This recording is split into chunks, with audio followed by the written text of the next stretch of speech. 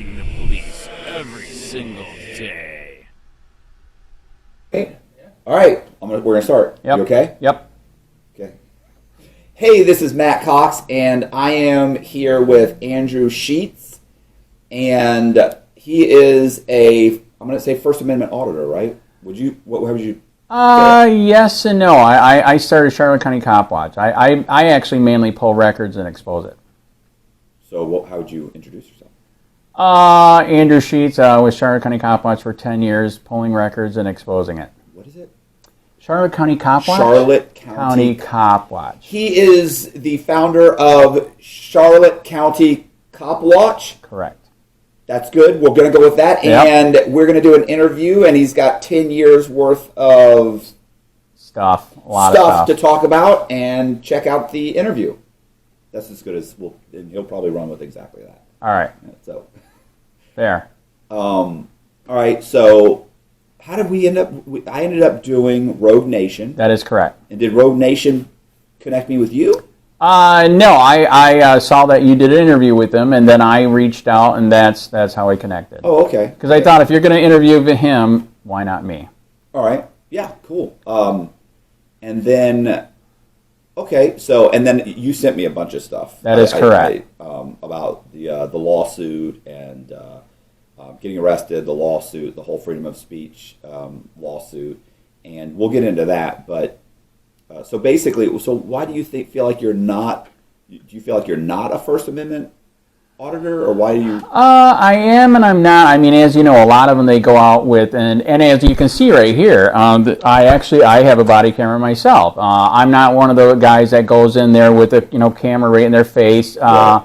Like I said, what I would do is I would go in and I would ask for records, and I would document it with the body camera, hands free, because I don't know if you know or not, with Florida records law here, if you want to sue them for violating your records request, you got to have documentation. So that's why I would do it the way that I do. I for some reason never really got into doing auditing like they are. I got more into pulling records and exposing it, and just for doing that, I've been crucified now for 10 years, and almost everything online is gone now. They struck it down. It's funny. Are you talking about your YouTube channel? YouTube channel, Facebook, you name it, man. It is unbelievable. Struck it down, and we have the documents to prove it. Yeah, I was going to say, it's funny how many times I've done Freedom of Information Acts right for people, and they've said, this is the federal government, said, right? Like, we don't have anything on this person. We don't, or they've sent us this just a few pages, and then it's like, okay, well, this person went to trial. Yep. There was a full investigation. They went to trial. Here's the docket sheet. And like you give that to them, to like the FBI. You investigated. That's correct. You didn't do a 4-page investigation. There was a massive investigation and trial, and you're telling me you only have 4 documents. Next thing correct. you know, they come back with 4,500 documents, and you're like, what changed? Correct. Like the fact that you realize that we have the documents is what changed. That correct. Now you can say, this is untrue, and this is what I'm looking for. And then they go, oh, those documents. Right. Sorry. That's been happening to me for 10 years, so you're not the only one. Yeah, I'm sure Florida is really bad. And by the way, how much did they charge you for something that big? So, you know what's funny is typically when I was doing that, I was right. incarcerated, so they weren't charging me. Interesting. Now, I have had other guys get charged. Right. There have been people that I've done, and they've said, hey, we want $2,200, or we want whatever the amount is. Right. And then, of course, you can kind of go back and say, hey, I'm indigent, I this, I that. And then a lot of times they'll say, oh, okay, you're indigent, that's fine, here's the documents. If you try to tell them it's connected to right. your your case, right. whatever, a lot of times they'll go ahead and give it to you for nothing. I've very seldomly ever paid for Freedom of Information Act. Although I've done it in the Freedom of Public Records Act, which right. is the state. So the states have charged me. But yes, correct. $80, $110, $12, $17. Right. Temple Terrace one time wanted a check for like 60, or not 60, yeah, it was like 60 or 70, 75 cents. They literally spent more oh my God. on the stamps, correct. mailing us back and forth. That's correct. To ask me for the 75 cents. That is sad. I'd have my mom write them a check for 75 cents before they would send me. Right. It's just silly. It is absolutely silly, but yes, I've experienced that, and prices that are way higher than that. Yeah, if they want to shut you down. Yeah, they'll price you out of the market. That is correct.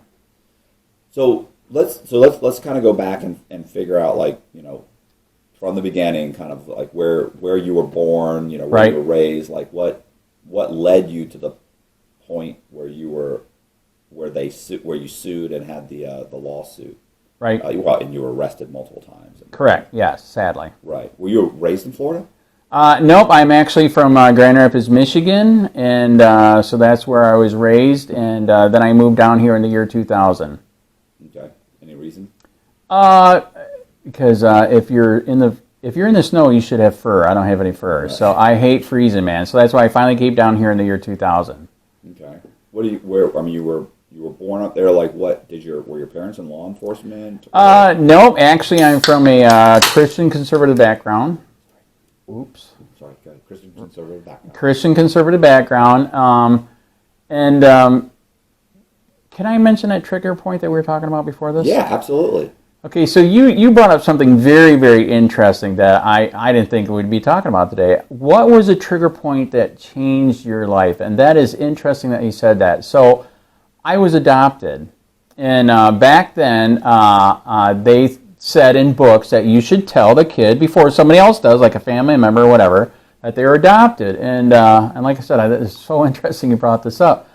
So when they told me at the age, it was either like 5 or 7 that I was adopted, I started looking at them at that point. They were great people. I mean, they really were. They're both passed away now. But I started looking at both of them like they were lifetime babysitters.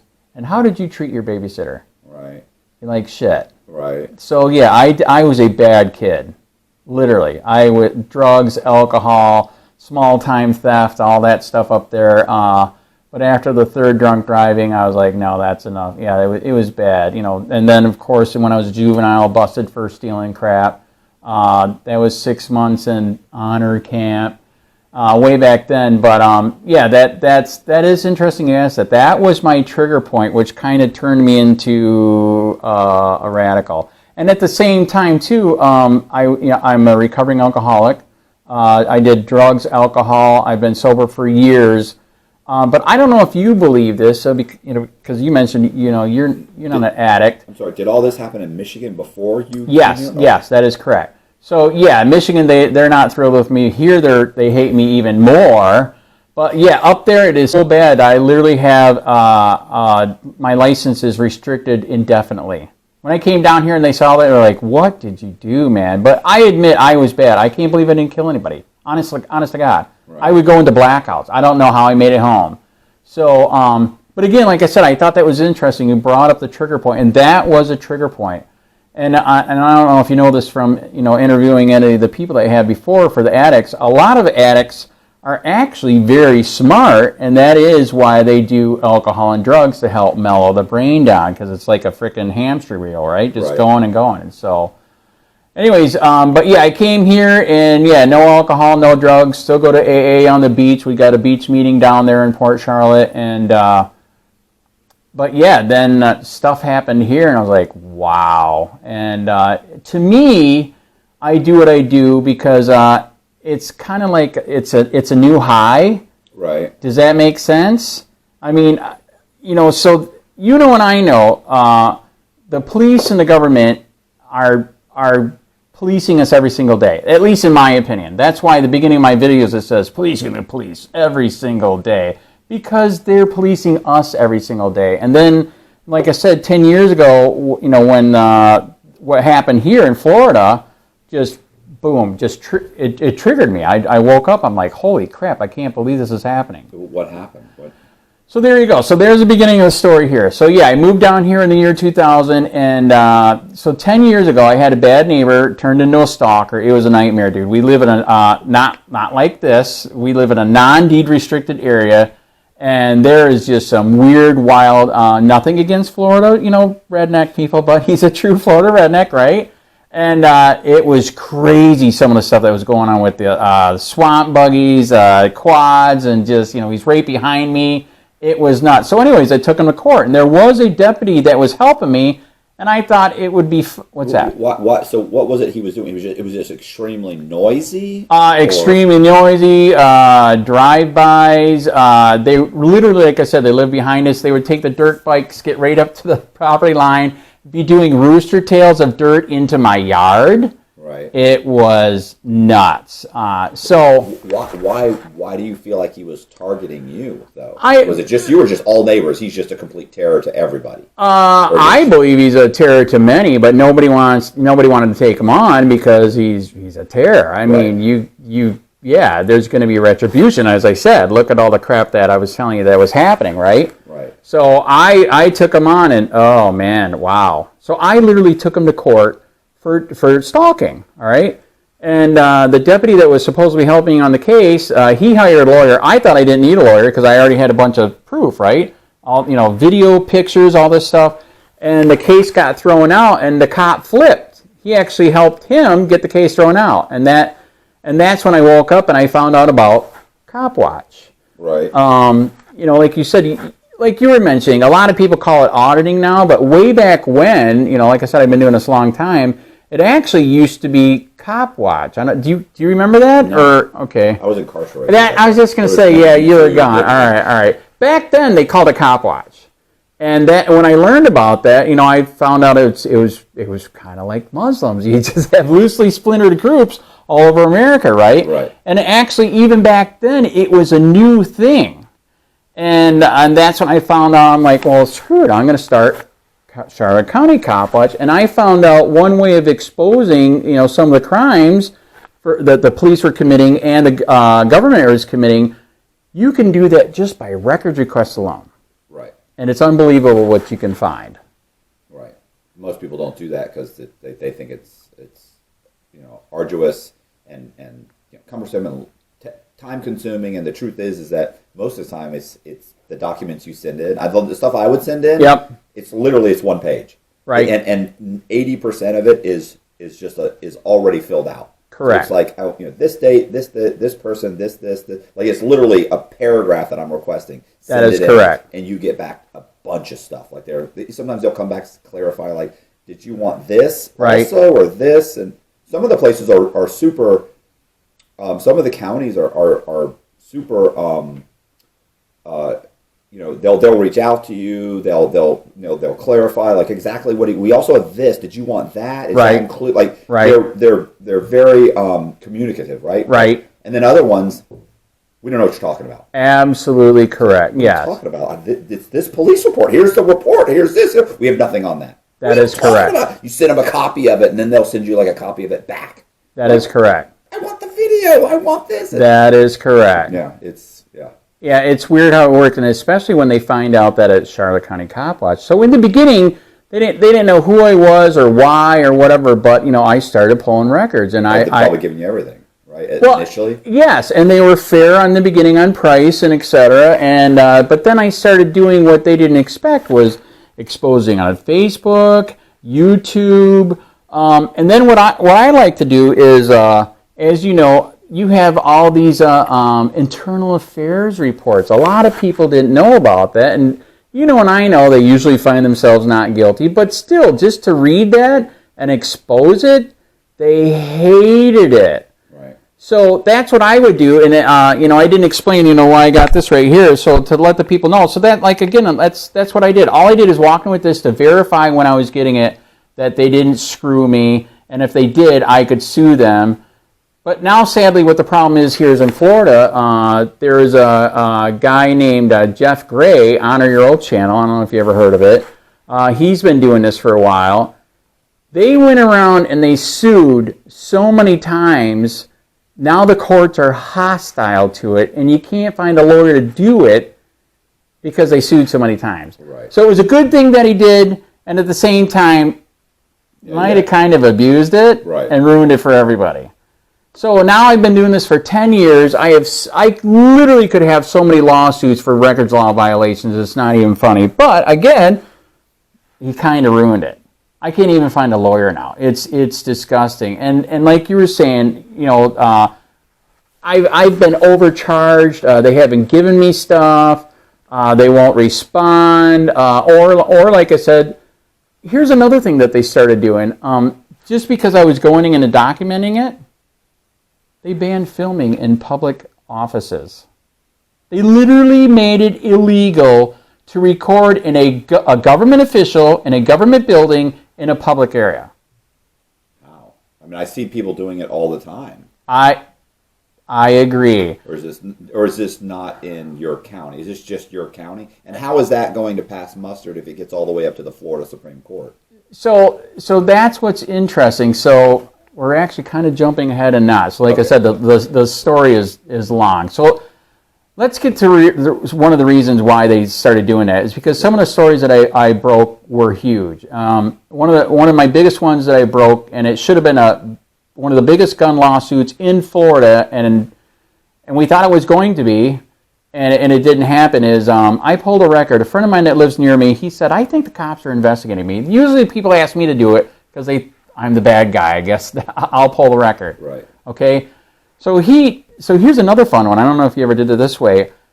Just go to that place and say, okay, any and all documents with this person's name in it. Did you ever do anything like that? Yes, it's beautiful, dude. Yeah, you'll get all kinds of stuff. Oh. Some guy's his name has been mentioned in this case, in this case, yes. So that's what I found out. So our sheriff, there's a law here in Florida. You cannot have a list of gun owners. Government cannot have a list of gun owners. Are you guys aware of that? Yeah. Okay, all right. They did. Okay. And he was on the list. Okay, so here we thought, I forget the lawyer's name up in Tallahassee. Anyways, he's like blowing smoke up me and my wife's ass, and we're gonna make so much freaking money on this because we could. So this is what we found out. Almost the whole state. So they made the law. It's a third-degree felony, $5 million fine to try to to stop the cops from doing this. The cops are doing this. FDLE was doing it. The sheriffs were doing this.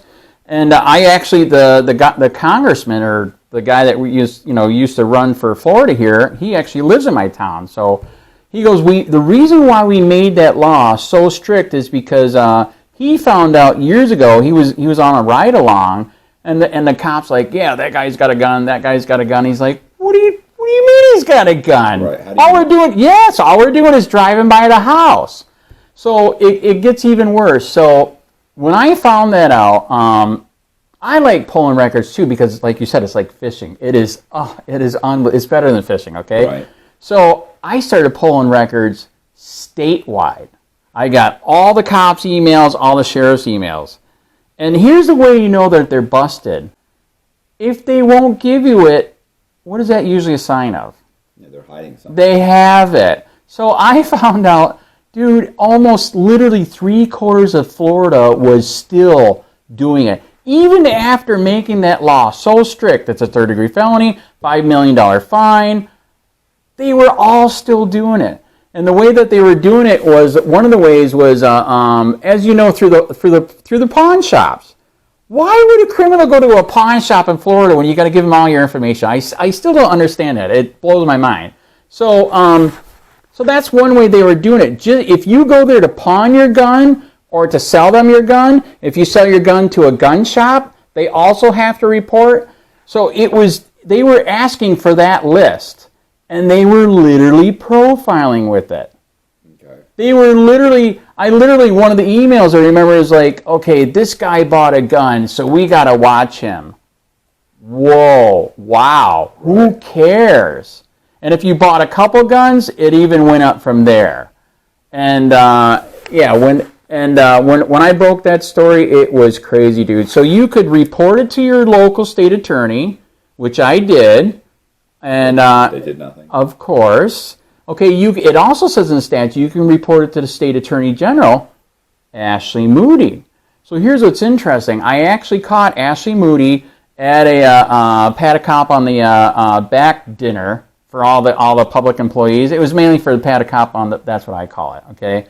So I went to that dinner. They were not happy when I showed up, and me and the guy that was on the list, we both did hidden body cameras. And the way that we did it that time is, you know that there's applications on your phone where you can record, right? Right. Yeah, you can. The phone looks like it's off, but it's not. Right. So I come up with mine in my pocket. Okay, he comes up with his... The camera's just sticking out. That's correct. It was beautiful, dude. So we go up there with the proof of what happened, okay? So here, my sheriff is over here. She's right here. And we go up, here's a proof. We would like to, submit this as evidence. And all of a sudden, my sheriff, Bill Permel from Charlotte County, comes up behind her and says, I need to talk to you. And that was violating me giving evidence. You know and I know that alone, obstruction, correct? Right. Did they do anything? No. In fact, what she did at the dinner that day? After, who knows what he said to her, right? He's evil. He's exposing corruption. She literally was talking, without saying my name, how people like me are bad. Okay. So I just showed the sheriff committed a felony, and she's still backing him. Right. Is that sad? Well, that's what they're going to do. What did she ever take the information? She did take the information, and they never did anything. Okay. What about going to what about going to the? Where are you in the Middle District of Florida? I am in the Middle District. Federal court is Fort Myers. Federal court is in Fort Myers. Yeah, federal court is Fort Myers. I believe they do call that the middle too. Fort Myers is Middle District. That is correct. I know that because when I travel, right. If I leave because I'm on probation, right. If I leave the Middle District of Florida, I have to get permission. So if I go to Miami, I have to get permission. But if I go to Fort Myers, I don't have to get permission. So it's interesting. Did you know even Jacksonville is in the Middle District? Like you would think it cut across the state. Right. It actually is weird. It cuts the Middle District's huge. Anyway, right. So so I was going to say that's the Middle District. So what about going to? Did you ever submit that to the Middle District U.S. Attorney office because it's federal, right? Actually, that's state. That's a state statute, which is law. Yeah, but the problem is you're asking the state to police themselves. The state. That's correct. And the sheriff, if you're going to become a prosecutor, correct, in Florida, it's correct. Nice to have all of the sheriff's that is correct support. That is correct. So then you turn around and say, hey, by the way, now I have to file a suit against you. I have to charge you, file That's a suit, correct. And we have to get you fined, and you have to give us out of your $40 million budget, we want $5 million for the fine. Correct. That's going to be a problem. And you are correct. It never went anywhere. It is sad. So the lawyer that tried, he never did it, man. What about the FDLE? Couldn't they prosecute? Oh my God, in my opinion, they're a joke too. I did go there, dude. I went over. Like I said, that's what I did. That's why, like I said, I am an auditor, but I'm not an auditor. But that I did. I would go there with the body camera. Right. I would talk to them, let them know, and they didn't care. By the way, this is the same sheriff that went on the radio and literally complained, there's people asking too many questions. He literally said it, dude. So, when I try to call in, they're blocking it because, like I said, I'm a pariah there. They hated it. So I had other people calling and say, what's wrong with asking questions, Sheriff? Right. And he's like, well, he's asking too many. Wow. So before me, apparently, there wasn't too many people that were keeping an eye on the sheriff and the police in my area and exposing it. And in fact, I know that to be true. Nobody was. We have a couple patriots where I live, that are fighting government corruption, but nobody would touch the sheriff or the police. And one of the reasons why, because as you just heard, it took years for them to finally nail me, but they nailed me. But I will tell you this, before they nailed me, I found out another interesting thing. Did you ever try this one? They did try to nail me for doing stories. So one way that I found out that they were going to nail me on a story is all of a sudden one time Facebook sent me a notice saying the cops want all your information. I'm like, are you serious? And that story was about, like I said, everybody gives me tips now because nobody was doing what I was doing. I mean, because as you know, fighting the man is scary. And I know for a fact now it happened to me. They've jailed me multiple times. It's insane. So anyways, somebody gave me a tip that, in fact, it was a friend of mine. He called in about a child molester. And instead of arresting the child molester, they arrested my friend.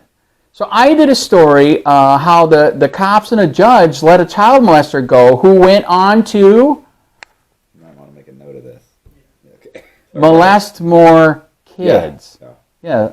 Okay, you tell me later why we got to make a note of it. Anyway, okay, so because I did that story, dude, they were going to charge me for exposing the victim's name.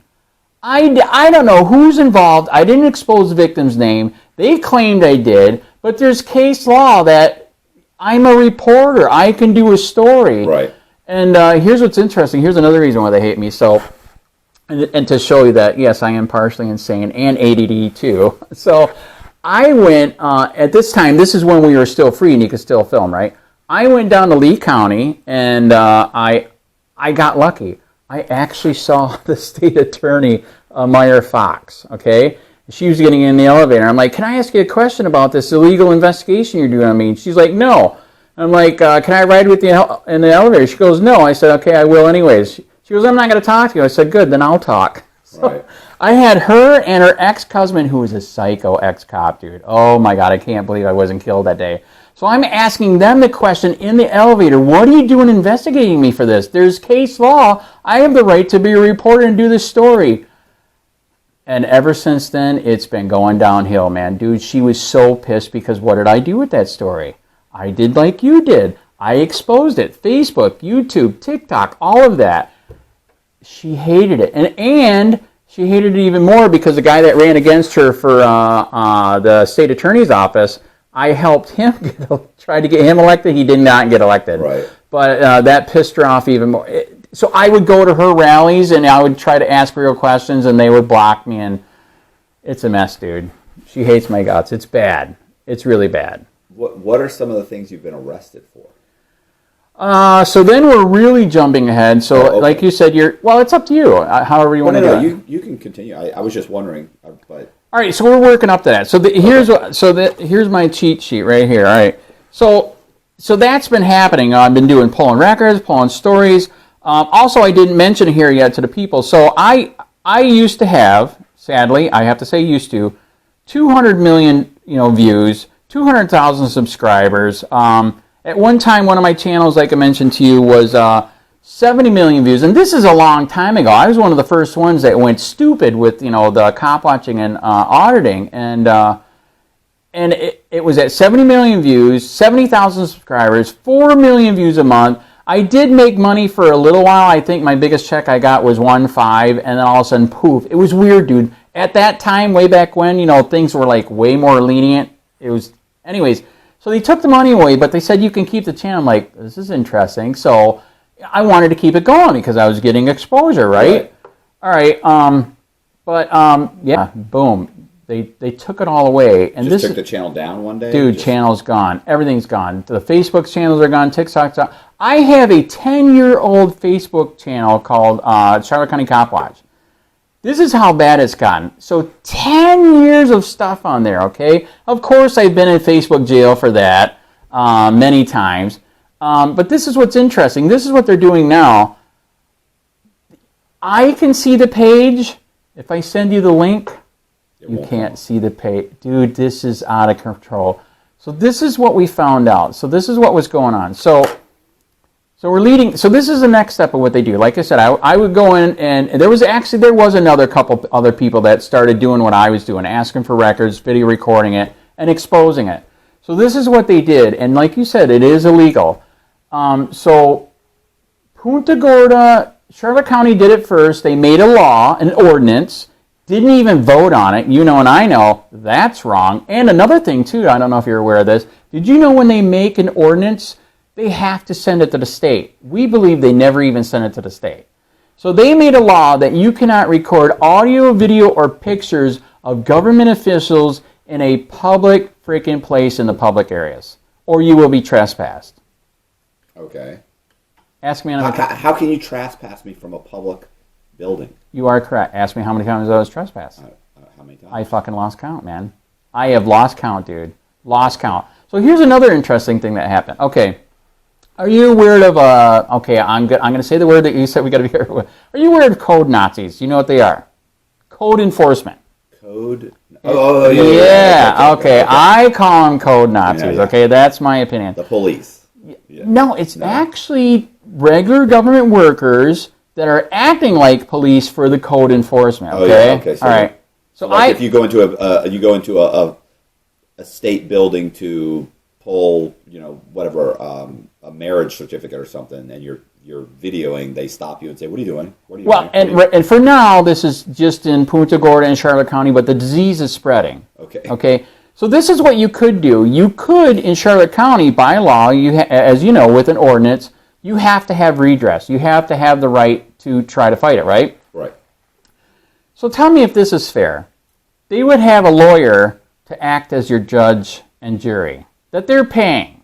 Okay. What are they? How do you think they're going to rule? Yeah, of course. Of course. So you could have totally impartial. Thank you. So you could go to code. You could appeal it in Charlotte County and go to Code Nazi Court. That's what I call it. Okay, but you're not going to win. And here's what's really messed up. And because I'm a libertarian constitutionalist. That's why I'm so strong with this. And I'm old. I don't know how you old. I'm 57. I remember what freedom used to be like. I'm 54. All right. Okay, dude, I remember what freedom was like in Grand Rapids, Michigan, okay? I mean, growing up in high school, alcohol, drugs, wasn't a big deal. Yeah, they'd take my weed and steamroller, but then they go smoke it, right? Right. And now it's like, especially down here in Florida, crucify you. Okay, so anyways, so getting back to the filming. So I've been in Code Nazi Court. Of course, I lost. I hired, you can appeal it, but again, that's more money. You can appeal to real court, but that's $400. How many of these people can't afford that? You know what I mean? I did hire a lawyer once for Code Nazi Court. Oh my God, dude, $1,500 to just to win a trespass? Is that worth it? Right. And that's kind of wrong in the first place, right? In my opinion, I don't know if you agree, shouldn't you have a right, if you get a trespass, shouldn't you have the right to go to real court? Right. Where it just like with any other ticket. Okay. If you're saying you have to pay to file. There's a court fee to file. So here's what's interesting. For the first step, you can go to Code Nazi Court. Okay, that's what I call it. Okay. Okay, that's free. Okay, but again, it's not free. You're taking time off from work, right? Right. And if you hire a lawyer, that's money, right? Okay, so if you lose there, you do have the right. By the way, you have to have a court reporter. Oh my God, that's more money. You can go to real court, but again, that's even more money. So dude, what they're doing is, what the cities have found out, especially here in Florida, is that this is another way to make money. Isn't that weird? Yeah, so now you have... and limit people's ability to fight, because if you're poor, you can't afford to do any of that. Very good. There you go. It is disgusting. So we played that game for a while, right? And then, like I said, I've been trespassed so many times. Like I said, if you guys get bored, pull records from me down there. You will shit your pants. It is really bad, okay? So then Punta Gorda started doing it. And here's what's weird. That's a city inside Charlotte County, okay? So they started doing it, but here's what's even worse. They don't even have the appeal process. And by law, you have to have an appeal process. They have no appeal process. They've just been blatantly screwing people. Right. But again, I can't find a lawyer. Again, can I do pro se? I don't know. I'll get to a story where I did try pro se. I sued the judge. So anyways, I'm serious. That's later. So anyways, we can't find a lawyer. It is so hard to find a lawyer here for stuff like this. It's mind-blowing. Dude, I don't get it. I just don't. And I think one of the reasons why, this is how bad Charlotte County is and the 20th Circuit Court is. Okay, I have tried to find some lawyers. I literally drove 3 to 4 hours one time to try to find a lawyer for a records lawsuit because, like I said, I've got so many violations on records lawsuits, it's not even funny. I drove 3 hours to go see him. He said, "Where do you live?" I go, "Charlotte County." He talked to some buddies down here. Said, "Nope, I'm not going to take it. It's too dirty." That's how bad Charlotte County is. They made phone calls and they said, "Charlotte County's too dirty. I'm not going to take it." It's bad, dude. It's really bad. So Punta Gorda is totally violating that. And like I said, I've been trespassed so many times, it's not even funny. So here is what happened. I did finally find a lawyer to sue them on, for the right to record. Okay, so I finally did. Okay, I like I said, there's so much crap in 10 years. Right. Okay, we went to federal court. The judge's name is Sherry Chappelle. She's a right-winger appointed by a right-winger. And we cannot believe what happened, dude. This is mind-blowing. You know and I know. It's called free speech and free press. It's called the First Amendment for a reason, correct? Right. That's why it's the first thing. And the Second Amendment is to protect the First Amendment, correct? Right. All right, right behind it. We took it to federal court. We could not. We filed an injunction because we should be able to get it. It's free press and free speech. Right. The judge crucified us for that. Literally bringing up all this bullcrap on time, place, and manner, and how they're saying we're protesting. I'm not protesting. I just want to get my records and record. That's it. I'm being press. Right. I'm disseminating. Okay. So the judge made that ruling on it, and it was so bad. The lawyer suggested, dude, you better drop it now before they hit you with lawyer fees. You're aware of that, right? Okay. They can come back and nail you, right? All right. Okay, so we dropped it. That. So it is dropped. Well, they can. I did know that, but they dude, typically don't, though. Dude, I know somebody that just got nailed. Okay. It's not good. Dude, they're trying to get him a friend of mine that did pro se, and he was kicking ass, and that's why they finally fucked him. Is they want to try to charge him $40,000 for lawyer fees, even though his suit is legit. They're still trying, and I didn't know this either. Like I'm a rabbit, like I'm a squirrel, like you. I'm all over the place. Even though he's legit, I did not know this. To appeal the case, he wants to appeal the case. Of course, he wants to appeal the case because he's writing what he was doing. You have to pay the $40,000. Yeah, they want you to put it in like escrow first. Dude, that's bad, in my opinion. Yeah. But I did find out that, yes, there's bond lawyers for that. So you don't actually have to front the money, right? Right. Right, wrong. I don't know. I'm new to this. I always heard that typically they make you pay the fee. They'll put it in an escrow account. Right. They don't distribute the fee. Right. But they hold it and they allow you to appeal. How many people do you know that got 40 grand? No. Thank you. All right, there you go. I will admit the friend of mine that I'm talking about, you know, him and the wife make good money, but that's a lot of money. Yeah, it doesn't matter if you're a multi-millionaire. Yeah, you don't want to put 40 grand in. That is correct. So I don't know how he's doing it, but apparently he is still going to try. So wow, did I go off on a tangent? So okay, so here we go. Let's circle back. Right. That's how she says it, right? Yeah. It's the secretary for the president. Anyway, circle back. So check this out. So we dropped it. Okay, so the case was never finished. He said if we appeal, we're going to lose. So I'm like, okay, fine. Because, and actually, I'm going to tell you later again, one of my other appeals lawyers said the same thing. This state has gone so far to the right, it's too far to the right. Okay. We're not going to win. So supposedly all these far right, supposedly Republicans that believe in freedom, they do not believe in freedom. They do not. And they're planning the court all the way from the lowest all the way to the 11th. Even the 11th, one of my appeals lawyer told me, you're probably not going to win. It's that bad. The 11th Circuit is the federal court. That is correct. That Florida falls in its jurisdiction. That is correct. It's bad. So we left the case there. I could literally finish it again someday, but I don't know if you know this. It's really hard to find a lawyer to reopen a case you left in that limbo. Yeah. Okay. You would think, okay, well, most people think, well, a lot of the law work's already been done, so it should be cheaper. But really, it's more expensive because they now have to go back and review all of that. And they have to fight what she said. So a lot of what she said was on time, place, and manner. And this is how it relates to Rogue Nation, because as you heard, he's fighting too. I don't know if he told you this. Dude, he's losing a lot of the cases. Yeah. The one in South Carolina just got slapped down. So It's happening nationwide. This is ridiculous. Time, place, and manner. Are you kidding? To be a reporter? Time, place, and manner? So Who determines that? The government. Isn't that weird? Oh my God. So that's what happened. So here I got screwed in the case by that judge, right? All right. Never finished. So this was, as you know, to make case law, the case has to be finished, right? So this case was never finished. Here's the problem. Now all of Florida, and as you heard from Rogue, the rest of the freaking country is copying this bullshit. It is unbelievable. As Rogue told you, all the people, he's been arrested, other people I know that have been arrested, all because of my case. Look it up. Look it up right here. Sheets versus City of Punta Gorda. It's a travesty. All right? and I still haven't been able to find a lawyer to fix it. As you heard from Rogue, he's trying. He's getting slapped. Dude, he's gotten slapped down multiple times. He's already gotten slapped down trying to fix it here in Florida. He's gotten slapped down in South Carolina. I don't know when and where we can fix this. There's a couple auditors that do have some big people helping them now.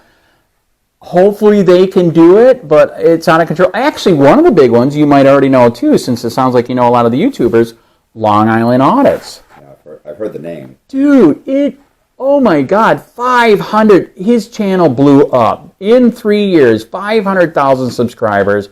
All he's doing is he's doing auditing like Rogue is with the camera, but guess what crept up into New York? This same bullshit law that you can't freaking record public officials in a public area. It is insane. And now they've jailed him. I did not know that. Dude, they've jailed him 9 times now. 9. So it is completely out of control. And a lot of people across the nation, they blame, I didn't do it. It was the federal judge, Sherry Chappelle. Right. You know what's worse? I'm going to be a squirrel here again. This is how bad it is. Punta Gorda had the balls, because you know this is totally wrong. In Charlotte County, you can at least go into the sheriff's office with the camera, because you know and I know there's case law everywhere. You can film the cops, right?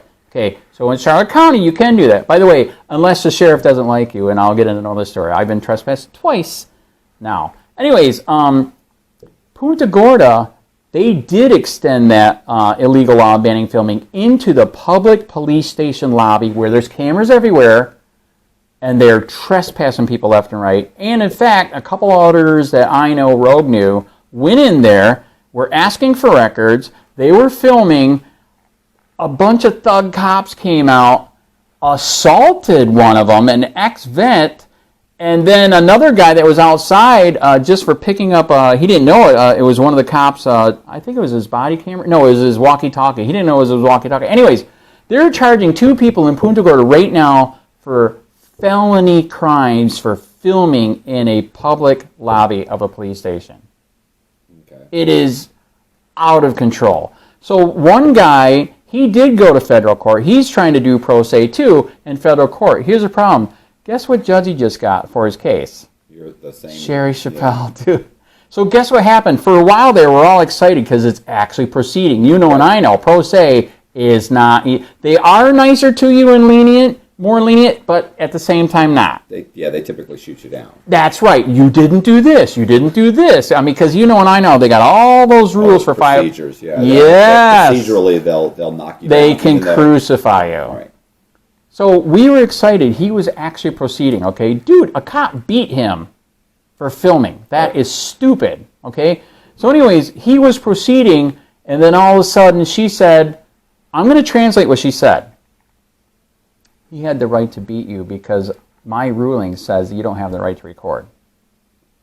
Wow. Okay. How did she even get to stay in a case that's related to what she did? You get what I'm saying? Right. Should she have not been recused? Right, absolutely. So she just slapped his case down. So here's the good news. Luckily, he found it in time. They sent him the documents. You have 30 days to appeal. It took him 10 days to get the documents. They should have emailed him. They didn't email him. Right. But he finally got the document. He's like, holy shit, I got to appeal this. I have to. Because they're going to crucify me. He is still in court process right now, by the way. In fact, the other guy is going to court Tuesday morning for all this shit at the police station, and we still don't know what's going to happen, you know, for filming. It's insane. So he is appealing, but that's how crazy all this has gotten just because I was asking for records and I was filming. Right. So that's why the sheet's name in the, sadly, the USA is known because my federal judge just fucked it up for me, fucked it up for everybody here and the whole country. It's unbelievable. So where is that? Where did that progress to? Like you're still doing it though. You still you still are continuing to go in with a camera. That's right. Okay. Guess what happens? What, you get arrested? Here's what's interesting. I didn't get arrested like that, like they did. Okay, But yes, I am still getting trespassed. They have chilled my free speech and free press to the point I hardly ever go in anymore to ask for a record, even though I have the right to document myself getting records. You have the right, period. That's on records law alone, okay? All right, sunshine law, okay? Dude, they've chilled my free speech, man. So I actually, for the moment, I've kind of quit going in to ask for records because I'm not going to go in there without some kind of recording device. Right. And even if I went in there without this, they're going to claim I am and trespass me anyways. That's how bad it is. Right. It's really bad. So and then like I mentioned to you, I am at this point for this. So I was going to the sheriff's office, like I said, where it actually did let us record, right? So here's a new thing that he added, which I'm sure you know this is BS too. He added this something to his little policy. You know, policy is not freaking law, dude. Right. It's such bullshit. Anyways, you have to be nice and you have to kiss the ass of all the employees, or I'm gonna do something to you, right? So apparently, one of the times I went in there, I guess I wasn't kissing ass enough. Right. He trespassed me. Okay. The first one from the police department. From the sheriff's department. Okay. So how am I going to go and file reports and go to the sheriff's department? Like, you can't ban me from. And he did. You can't. He did. What is it? You cannot limit someone's ability to the courts or to law enforcement or to any type of public service. He did it. I'm sorry, you can't go to the hospital anymore. Right? It's like saying he did it. We were recording in the courthouse too. We were exposing how, like, and I know on Friday and Tuesday morning, you got this whole line of people coming out the court for the traffic tickets, right? And they're doing plea deals out there, right? We were recording that. Just because we were exposing that, guess what they banned? Filming at the courthouse. You can't even film in the courthouse, man. It's ridiculous. So getting back to the sheriff and his trespass. So this is what he did. This is the second time now. The first time, I asked for records at this sheriff's station, right? So don't you think if he did trespass me, it should be just that one, right? All sheriff's office. Every single one, trespass. And here's another interesting thing that he did. Okay, so the first time I didn't do anything, okay? I didn't know what to do because here's an interesting thing. He could have did me under their illegal ordinance banning filming, and I could have appealed to Code Nazi court again, right? Right. He said, no, this is a full-blown state statute trespass. Okay, you're probably not aware of this, but actually you're aware of that. Any law they make has to have redress, correct? Right. Has to have a way for redress. In the state statute, there's none. There's no way to appeal it. It's insane. So I was asking the county, I'm like, I want to appeal this. They're like, no, the sheriff said this is a full-blown state statute for a year. Okay, so for a whole year I was screwed. I couldn't go to any sheriff's offices. So here comes the next year. The minute the trespass gone, I would go back, right? So I went back. I asked for more records, and I made an internal affairs complaint, and I was recording. And they said, you were being mean to our person. And dude, this is when I was on probation. You know what he was trying to do on this one, right? You did violate your probation. Yes, dude. So I'm jumping ahead too, by the way, on that. But I want to mention it while we're talking about this. Yeah, dude, he was trying to violate my probation. We haven't got to the arrest story yet, but yeah. So check this out. So they were coming to my house. We're freaking out. We're like, oh my God, he's going to freaking violate me. This time he did the full-blown, trespass again. This time I couldn't go to any sheriff's office, including the sidewalk and swale. It's literally in the report. Okay. What's up? Is that insane? But this time I did know a lawyer that might take, and in fact he wanted it. And here's the reason why. And of course if he wants it, it costs money. So anyway, I was so pissed I spent the money. And here's the reason why he wanted it, because again, like I said, dude, there is no redress in there. Right. So we are in the 11th Circuit, no, not the 11th, we're in the 6th District Court of Appeals right now, because, dude, how do you appeal this? This is the only way that we could think of is going to the appeals court, 6th District Court. Here's what's interesting. Nobody wants to touch this because you know and I know that's illegal. You have to have redress, some form of redress. They wouldn't touch it for 6 months. You know and I know, dude, courts don't do that. Yeah, they're trying to get you to go away. Yes. Well, they're also trying to time it out. Yeah. It's for a year. Okay, right. so I figure you'll go away after the year if at that point it's released. They'll be like, there's no reason for you to continue. dude, this sucks. This is bullshit. This shit's got to change. So check this out. So finally, my lawyer contacted him and said, "What are you doing? This has been sitting on your docket for 6 months." They finally responded. They finally got with the sheriff in the county. They said, "Do your damn job. Give them code Nazi court." Okay, and they both wrote back, "No, this is a full-blown state statute trespass." And then we did our rebuttal, and now here we are again, waiting game at the 6th District Court, seeing who's going to move first. Is the 6th District going to make a ruling saying, yeah, what they did is wrong, or they're going to run the clock? Right. I was going to say they have to respond within a timely manner, which means nothing. Which a timely manner for me could be within 2 hours. A timely manner for somebody else could be within 2 years. You just said it, dude. It took them 6 months the first time. It is disgusting. Absolutely disgusting. So anyways, so let's get back to the history timeline. Okay, so after, I lost the case, for filming, I for a while there, I did keep going in, kept getting trespassed, to go to Code Nazi. And of course did they arrest you, or they just trespassed you and tell you to leave? Trespass. But if you came back and violated, you bet they would trespass. And here's another interesting thing about that. Other people, including Rogue Nation, was there with a mass audit. Right. He didn't get trespassed? What's up with that, dude? Okay. What's up with that? Picking and choosing? Are you serious? So anyway, so that's what happened. So I did another interesting thing 4 years ago, and sadly COVID happened. I don't know if you heard. Well, you didn't. You just met me. I ran for sheriff as a joke. Dude, okay. I did. All right. I knew the other guy that was running against my criminal sheriff, and so I was the bad guy. Okay. I could do and say things that he couldn't say because he's an ex-cop, right?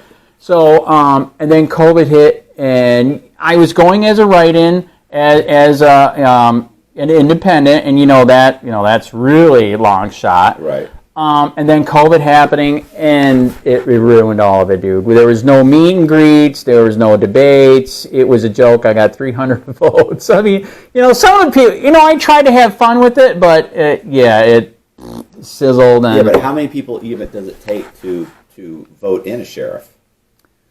That is a good point. Very, what I'm saying? I mean, what's so funny is it wasn't county. It was a city council.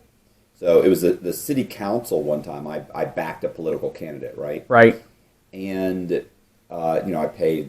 I forget. Like what's so funny is one thing. The whole campaign was run on like 29,000. Like this guy's entire Wow. and that was a lot to spend on a campaign for city council. Right. Right. So, and I'd given him no, that's not true. His whole campaign, I think, was run on like 21 or 22,000. Right. I'd given him 14 of it. Oh my God! Oh, yeah, it was a whole bribery thing. Wow. But the point is that he literally you would think, oh, well, there'd be 100,000 votes. No, the whole all the votes combined were something like 5,000 people voted. 3,000 people voted for him, and 3,000 people voted for the other person. Interesting. And they were so close. Right. They ended up having to have a runoff. Right. So I'm saying, for sheriff, I wonder, in a county, how many people actually vote for sheriff in that county? Okay, I live in a fascist county. I'm just going to say it. Dude, okay, if you look at Punta Gorda, we're retirement, okay? All right? Do you think, probably a lot of people. That's why I'm in the service industry, because that's what there is, okay? Yeah. All right, so anyways, most of them are retired cops, sheriff, military. Dude, I got a customer that's the frickin' CIA, man. He couldn't even tell me for years. It was one of my other friends that we knew that we worked for. He told us, and then he finally did tell us, and dude. So we have all these ex-government people that get what for retirement? Government money. Right. So do they want to rock the... Nope, they want to keep it going because they're getting money, right? Yeah, a lot of people don't realize that the largest employer... in the nation is the federal government. And same thing with Florida. Same thing with Florida. Same thing with Charlotte County. You are correct. Mm-hmm. So it's bad. So that's where your story of how many people vote.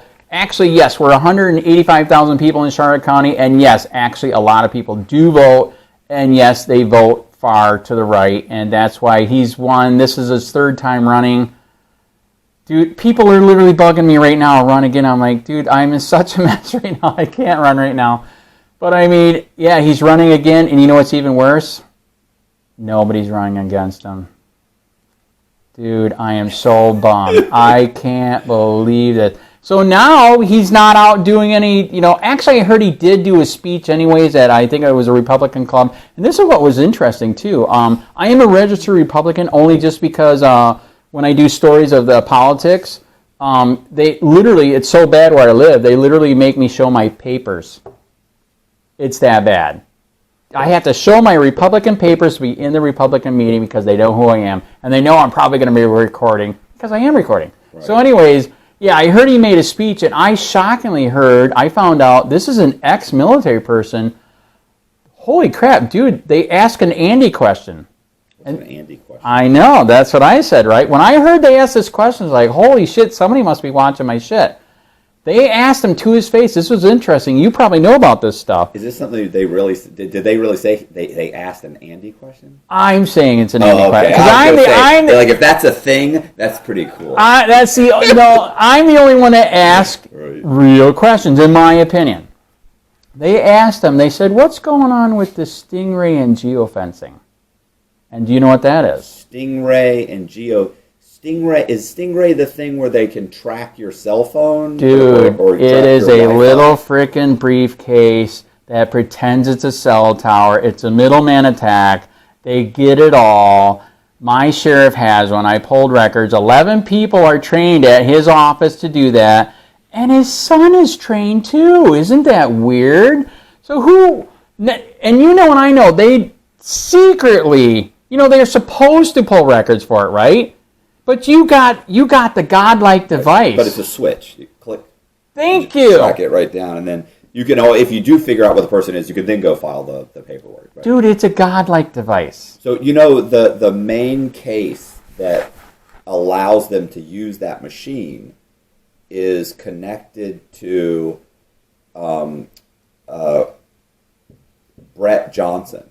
Really? Brett Johnson was on the Secret Service's most wanted list. Okay. So there's his co-defendant was found guilty and given I don't know what it was, 7-8 years or something, and fought the case because he had gone to such extremes to evade capture and couldn't figure out how they'd found him. Right. And they had that machine. And this whole thing was they didn't pull a warrant. Oh, so you basically that's were bad. listening to, or able to monitor all of these people's... Literally. Yeah. And they're violating people that didn't even do anything. You're doing search... Essentially, you're doing what should require a search warrant Absolutely. by a judge to listen to all these people's information to pinpoint where I am. That's correct. And of course, that it's got thrown disgusting. out. It's disgusting. But the point is that Brett Johnson, who I've had on the show a couple times, right? Right. It was his co-defendant who had taken that all the way up to the Supreme Court. Well, no, I don't think it went to the Supreme Court. Right. It was going to go to the Supreme Court. Right. He'd been denied, and what they did was he was appealing it. As soon as he appealed it, their fear was it would be over. They'd won. Right. That they didn't need a search warrant. Right. So it was going to be. He was appealing it, and their fear was he may win the appeal. If he wins the appeal, it becomes case law. We don't want that. So they went to him immediately, and they said, "We're letting you out of prison." Yes. You have to drop your case, drop your thing. We'll file, and we'll let you out. Yes. And he was like, okay, he wanted out of prison. Right. He'd been 2-3 years. Right. And they dragged it for 3 years. Oh, it's he still had a few more years. He was like, just let me out. It's dirty. So I actually know, and I'm trying to see if he wants to do an interview with you too. I think you said you might know him. So there's a guy here that ran for sheriff named James McLinnis. Does that sound kind of familiar? Down in Tampa. I'm horrible. For Pinellas County. Okay. Because Gutierrez is the godfather of Nazism. Okay, dude, that guy is freaking evil. Did you know that they got the largest database of faces in the nation? Dude, it is bad. It's the CCP. Well, it is a CCP because you know and I know. So here we're talking about the stingray. Here we're talking about geofencing. How good is that system, by the way? How good do you think that system is? It's funny that you say that. Actually, I don't know if you've been reading because I do. CSI. So check this out. for some reason, when they use it on blacks, it screws up a lot of times, and they're doing false arrests. So there's tons of lawsuits for that, okay? But no, it is good, and here's what's sad. So now, you already know they got LPRs too, right? License plate readers. That's another way they're tracking you, and that's another way they're busting you. They'll have the LPR there. There'll be somebody down the road with that laptop. Ding, ding, ding. Oh, he didn't pay his fine, or he didn't pay child support, or he's a felon. Let's go fuck with them. But have you contemplated this? What? That maybe they're just doing it for your own good. That maybe the government is just looking out for your best interest. No. You don't think that? No. And that's what they keep saying. That's what they keep saying. We're catching the bad guys. Here's the problem. You just said it in your talk about the Stingray. When they turn that sucker on, we're not keeping everybody else's information. Do you believe that? No. Well, no. Just like you said about the guns. Yeah. Exactly. Tracking everybody with guns. By the way, I didn't finish that. I'm gonna circle back to that. This is how bad that got with the sharing of information. Do you know when we were pulling records? Do you know who they were sharing that with? Dude, fucking Nationwide. Fusion Center, dude. I don't know who that is. Florida's got a fusion center. The United States got a. You don't know the Wow. Okay. You ever hear about that thing out in the desert where they're collecting everybody's information? Yes. That's a fusion center. Is that a real thing? That's a real thing. So let me tell you, my problem is I have a guy named Chris Morero Right. that periodically comes on. Right. And he's I call him a conspiracy theorist. Right. The problem with his is I can only believe about 20% of what he says. And I'll do this. My wife and I will be driving to, I don't know if you've driven to Orlando or, Right. You'll drive in or through some of these back roads, not even on the interstate, especially if you go off the back roads. It's really actually kind of scary. Right. You go off the back roads, there will be and when I say massive, that's an understatement, how big these warehouses are. Okay. They are insanely massive. Right. And they're empty. So there's an insanely massive empty warehouse. Right. Maybe they just finished it. Right. But you can literally, the doors will be open. You can see right through it. You're like, there's nothing there. Right. The parking lot's it's full, it's empty, and this thing is huge. It's huge. Interesting. And you look at it, and you're like, that is the size of 20 or 30 Home Depots. Right. You could put 4 or 5 stadiums in that thing. It's so huge. Then you drive down the street, there's another one. There's another one. You turn, 2 minutes later, there's 2 of them. There's another one. So I'll pull out my phone and video them. Right. And send these little 20-second or 10-second videos to Chris, because I already know what Chris's theory is. Chris's theory is FEMA is building them. It's a camp. Someday, when FEMA decides, they're going to put our entire population will be funneled into those. I'd like to be his friend. And I'm like, Chris, what's going on with these? Right. I've seen it, and I'll just say, boom, boom. Right. We passed 8 of them in the last 20 minutes. Chris, what's going on? He's like, oh my God. And then for the next 4 days, I'll get nothing but video, TikToks and shorts about FEMA camps and FEMA's ultimate plan to limit the population of the world population so that we can function and live off of sustained energy and food. I mean, the point is that, so the data thing, yes, he sent me videos about it. Right. Like I said, some of them I'm just like, stop it. Is that true? It's like, I don't know if it's true. Real, dude. It is. The editing on these things, the crazy people and the sane people, apparently they have the same editors because they're so good that I'm like, I don't know. Did we come from Anunnaki? Are we from aliens? Was there another massive civilization before us? I don't know. The editing's pretty good. It's pretty convincing.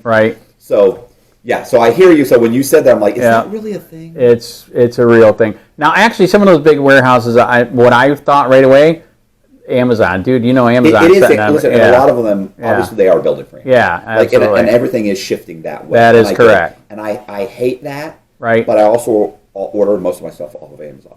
Yes, same for me. And so those bastards. But then again, I'm waiting for a delivery. That is correct. You can see I'm torn. That is correct. Listen, and it's so bad, I don't have a car. I sold my car about 4 months ago because I stopped driving it because I order everything off of Amazon, or my wife just picks it up at the supermarket on her way home. How are you getting around? I don't have to leave anymore. I do Oh this. my God. You know, that's They've funny got you me say. trapped. It's funny you say that. We do have customers that literally say that. Right, Literally say that. 600 and change for a vehicle. That's the vehicle. That I is drive. true. The taxes, the gas, insurance. You are correct. On an asset that's depreciated. That is correct. That is true. I just sold it about 4 months ago, and all that did honestly was things that I order like these. Like I don't go to the store to buy these. I Right. just order the cases. Right. And the thing is like, and I'm sure I know they're building in the delivery price. Yep. But like they don't charge me to deliver them. Right. So it's like you'll order stuff that's like, I just ordered something for like $20 or $15, and they're not charging me to deliver it. And are you a paid Amazon customer? Yes. Okay. So Well, I so you understand did you're pay. Yeah. Minor. Right. That Compared is to what true. I'm ordering. That is So true. what does it matter? They've got so many vans. Listen, That I is feel true. like every 20th car That is true. an Amazon van. Literally, that is true. I agree with that. So what's going to happen? So these things, they're filling up these things. Pretty Right. soon they're going to have drones just dropping. It's gonna get Possibly. insane. Absolutely. We're living in the future. Which is good and bad. Which is turning into, in my opinion, like. So you remember what Nazi Germany did? They were massively into collecting data, right? Yes. They were also, which I always love this, when I get the Nazi thing. Right. Because I do constantly think about the term, papers. Yes. Papers. Let me see That's your what they are Stop people, give me your doing. papers. Thank you. Why are you giving me? I'm walking down the fucking sidewalk. My wife and I are walking down the sidewalk. You pulled over. You approached me. You're asking for my papers. Why? Okay, can I ask, did that really happen? No, it hasn't. I'm saying Okay. in Nazi Germany, that Right. was a common Right, thing. Was, right. let me see your papers. Let me see your papers. And I see these auditors who have a body cam, Correct. or they're walking down the side, or they're standing there filming, Correct. outside of someone's business, and Correct. the cops pull up and say, "We got a phone call. I need to see your papers." It is sad. I agree. And they're like, "Wait a minute. I'm on a public sidewalk. We are videoing." Correct. Yes, but the owner of this building says you're making them feel uncomfortable. Correct. Well, I like the Candace Owens comment. Right. Get a helmet, dude. Life's tough. That is correct. Like, I'm not giving you my papers because I happen to be filming. I'm allowed to film. Correct. You have a video camera. Correct. They have a video camera. That's correct. The bank has one. You have There's 3 one video on that cameras. part. Yeah, there's Correct. one here. There's one there. Everybody's got a camera. Correct. So it bothers me that could happen, that I could be. The other problem is too, I'm extremely compliant. Right. I'm in such a tentative situation Did that if we were walking down the sidewalk. you used to be like that before this? I kind of feel like I was. Like I feel like I was, because I Right. felt like I had it handled.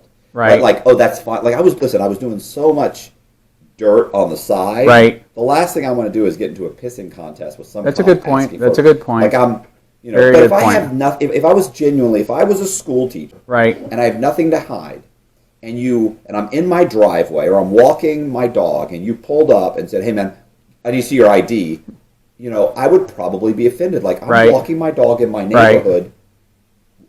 Why? I just need to identify you. Why? Right. But you watch these videos, and the cops were like, "Because I asked you to," and they get all aggressive. And it's Correct. like, whoa! Right away, I think you shouldn't have a badge, bro. Correct. You shouldn't be I policing- agree with that. You shouldn't be policing anybody. I agree with that. So, but back to the data center. So Data center, again, is that what yeah. it's So again, yeah, dude. I know. Like we had a discussion before. That's why I keep saying Nazi Germany, because that is what we're repeating. We're not supposed to repeat history. We're supposed to remember history, not repeat history. remembers that. We are. You know what's funny? Do you know who the Nazis actually studied before they started Nazism? Oh, they studied. It was the black shirts in Italy. It was Mussolini, right? And America.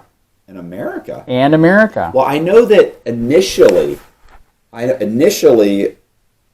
boy, you're gonna have to bleep out some stuff. But this is keeping it real, man. All right, because this is real. This is happening. Here's what's funny is that nobody studies this. Like all Right. kids between the ages of, let's say, 15. Well, what's my demographic? It's between age 25 and 55, right, or 45. Interesting. So here's the thing: most people, with the exception of probably the Right. older generation. Right. So let's say between the age of 15 and, let's say, 45. Right. They don't know anything about. They couldn't tell you when or why World War II started. World War One started. World War II started. Wow. They couldn't tell you. Do you ever watch those videos where they just stop and ask random 20-year-olds? Yeah, they're idiots. It's really scary. It's horrendous. It's It's embarrassing. really, that's your schools, buddy. And they sit there, they giggle and they laugh and they walk off and they feel it. That person here. I'm sorry. That person's vote does not count. Should not count as much as. And it is.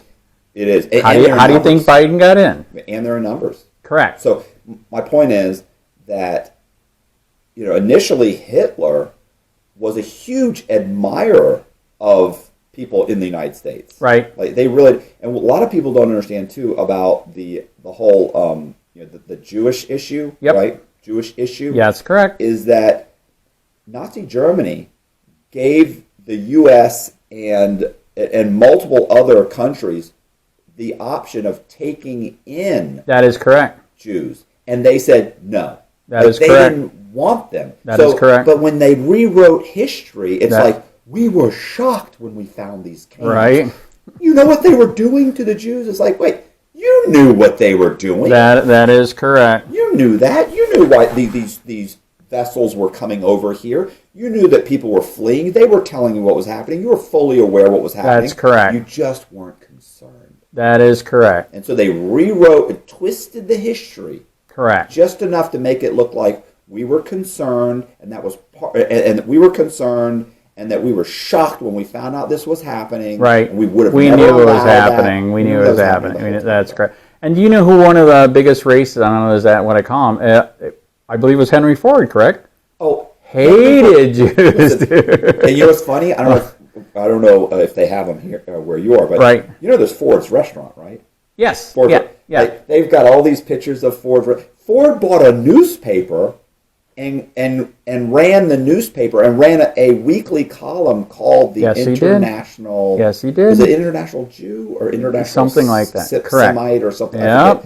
like he was adamant that there was a cabal or something of a Jewish population that was controlling the banks and narrative, and Hitler actually had a photograph of Henry Ford on his credenza. Whoa! And, wow! And Henry Ford had one of Adolf Hitler, and Henry Ford had got the highest medal ever issued to a non-military person.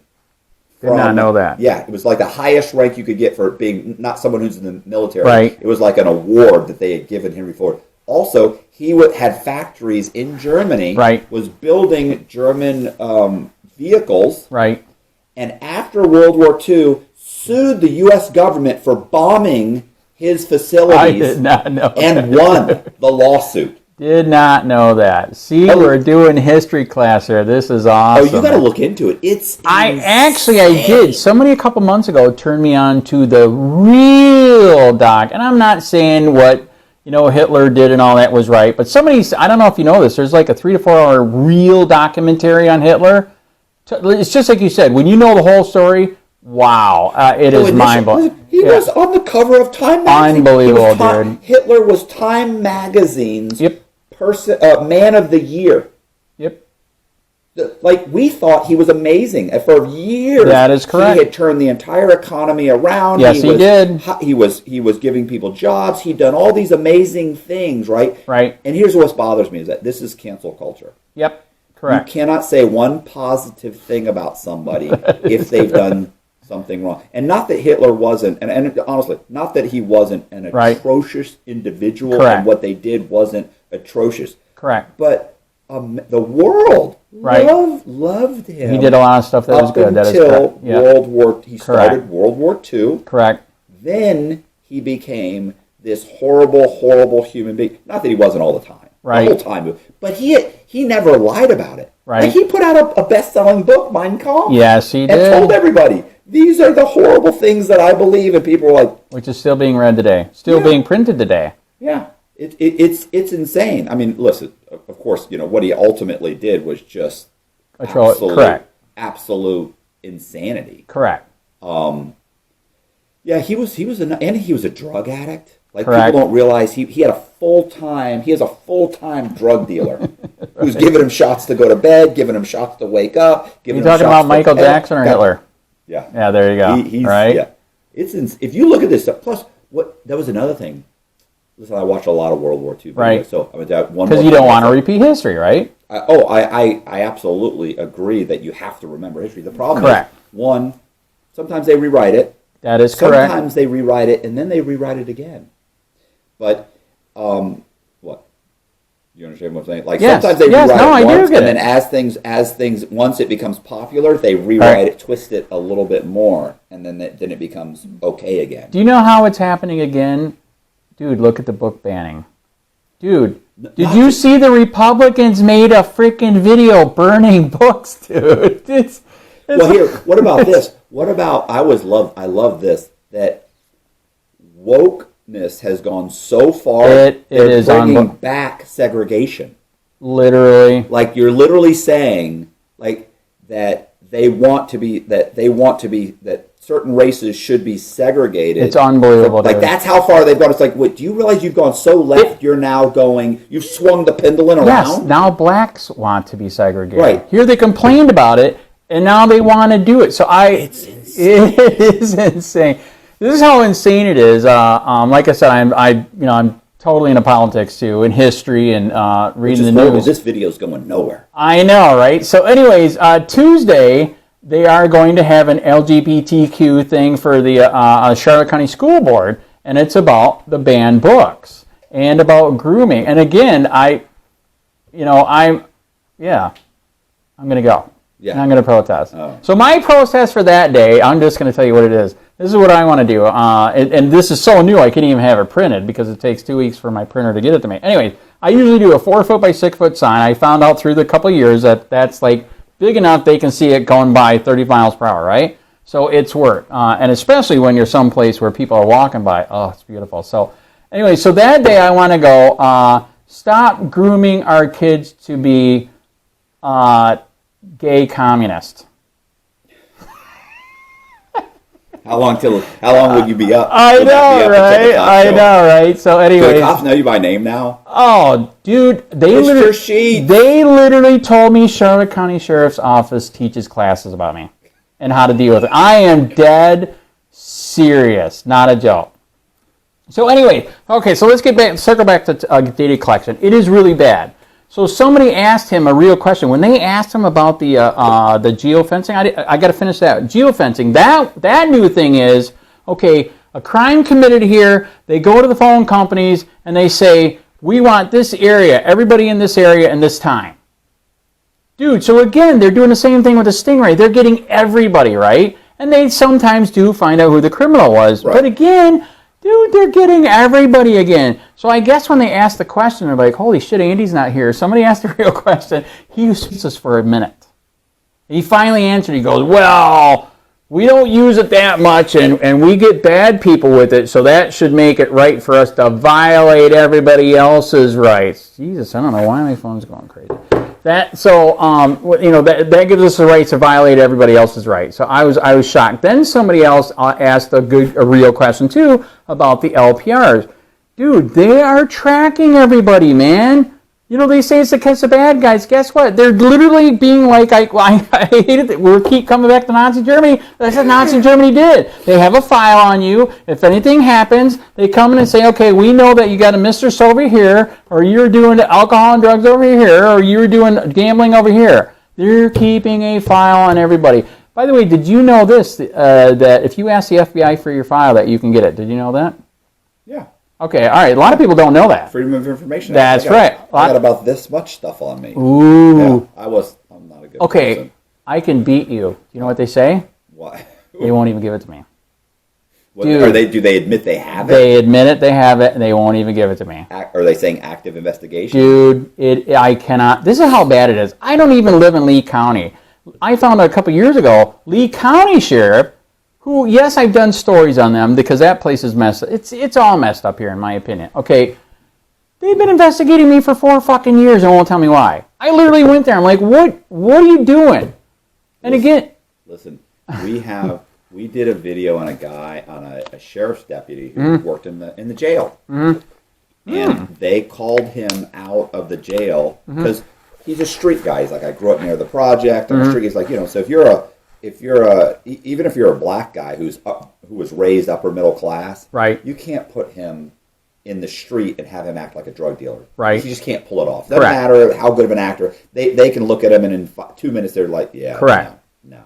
Correct. So, but this guy was his name was Ray Hicks. Okay. They pull him out of the jail. He's a sheriff's deputy, and they have him doing controlled buys, right? Like I fucking hate that as a drug shit. dealer. So he's acting as a drug addict or Hate drug it. dealer. Hate it. People are pulling up, they're buying stuff, selling stuff. The point is he's doing it with other officers. He realizes after doing it multiple times that the other officers are actually stealing money from the people they're arresting. Right. He's like, and then sometimes he's like, they're actually, guys would take off running, they chase him down, and they'd beat him up. Like, they really beat on him. And he's like, hey, what are you doing? Right. So he starts complaining about this. Right. And eventually he ends up making the comment, you guys are as bad as the guys were arrested. That is Y'all correct. should be in jail. That is correct. And they said, Ray, you can't work out here with us anymore. You're going back to the jail. He said, I don't care. Wow. So they put him back in the jail. A few months later, they name him in a federal indictment, and they come raid his house. They raid his house. They indict him. They raid his house. They arrest him. He's kept in the shoe for something like 4 or 5 months. His lawyers are all telling him, like, plead guilty. What's the shoe, by the way? Special housing. It's the whole. Okay, all right. Yes, the whole. That's what I was getting to. So he ends up fighting the case. Right. He wins at trial. Wow. And that's the federal government, right? So they basically named him in an ongoing task force investigation. They just put him in there. Right. Because he's a police officer. And they said, these guys that are all selling drugs, they're getting their information from him. Right. He ran all their names, and he's been helping them. But the truth is, they couldn't prove any of that. And they're all found not guilty. Right. Like, they were actually, he worked out with a bunch of guys. Right. He's like, so they indicted everybody. Right. Said we were a drug dealers. He goes, even though a lot of the drug transactions, I was actually at work. Right. So we could prove that. Right. Point is that they find him not guilty. A few months later, they arrest him again on another charge. He goes to trial. Wow. Not guilty. A few months later, they arrest him again. Completely different charge. This was Broward County. Right. This time, the district attorney looks at the stuff, looks at all these other cases, and goes, "Yeah," and just says, "I'm not doing this." And I don't know what's going on with you guys. Right. And just throws it out. And but yeah, I remember I asked him. I said, "Tell me you don't still live in Broward County." He said, "Why wouldn't I?" And to me, I'm moving. Wow. Like if it was you, like I'm leaving. So yeah. Yes, I would like to leave because I agree. Yes, they want to keep me in the system because as I've hinted, and we haven't got that yet, they found another charge that's BS. So anyways. Well, they're actively investigating you right now for, you don't even know what it's for. That's where we were. Sorry. That's my fear. You said they would have a 3 or 4 year investigation. They won't even tell you what the investigation is. Oh, yes. Yeah, that is correct. Yeah. And I was trying to use word. Okay, there you go. Yeah, listen, bro, this is what they'll do. Yes. Correct. Don't get. But again, you got to keep living. So so that's why I keep going. So yes, I would actually like to leave. The wife wants to stay. She thinks it's going to be fine. Bullshit. Anyways, yeah. So all right. So let's get back to the story. So data collection, yes, it's bad. They're doing it. He freaks out that they asked the real question, and now we are. Where are we? Okay. After I ran for sheriff. So after I ran for sheriff. Also, too, that's when Trump is running, okay?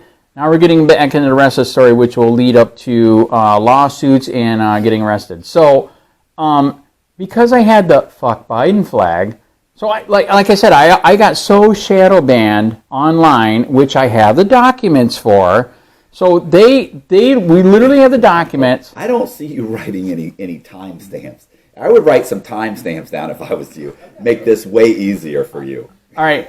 So what we found out is that yes, they hated what I and others were doing, and yes, they literally had a lawyer write up some paperwork how to teach everybody in Punta Gorda. Then they taught everybody in Charlotte County. Then they taught the whole damn state on how to strike down people that they did not like what they were writing online. And you can't go to South Carolina.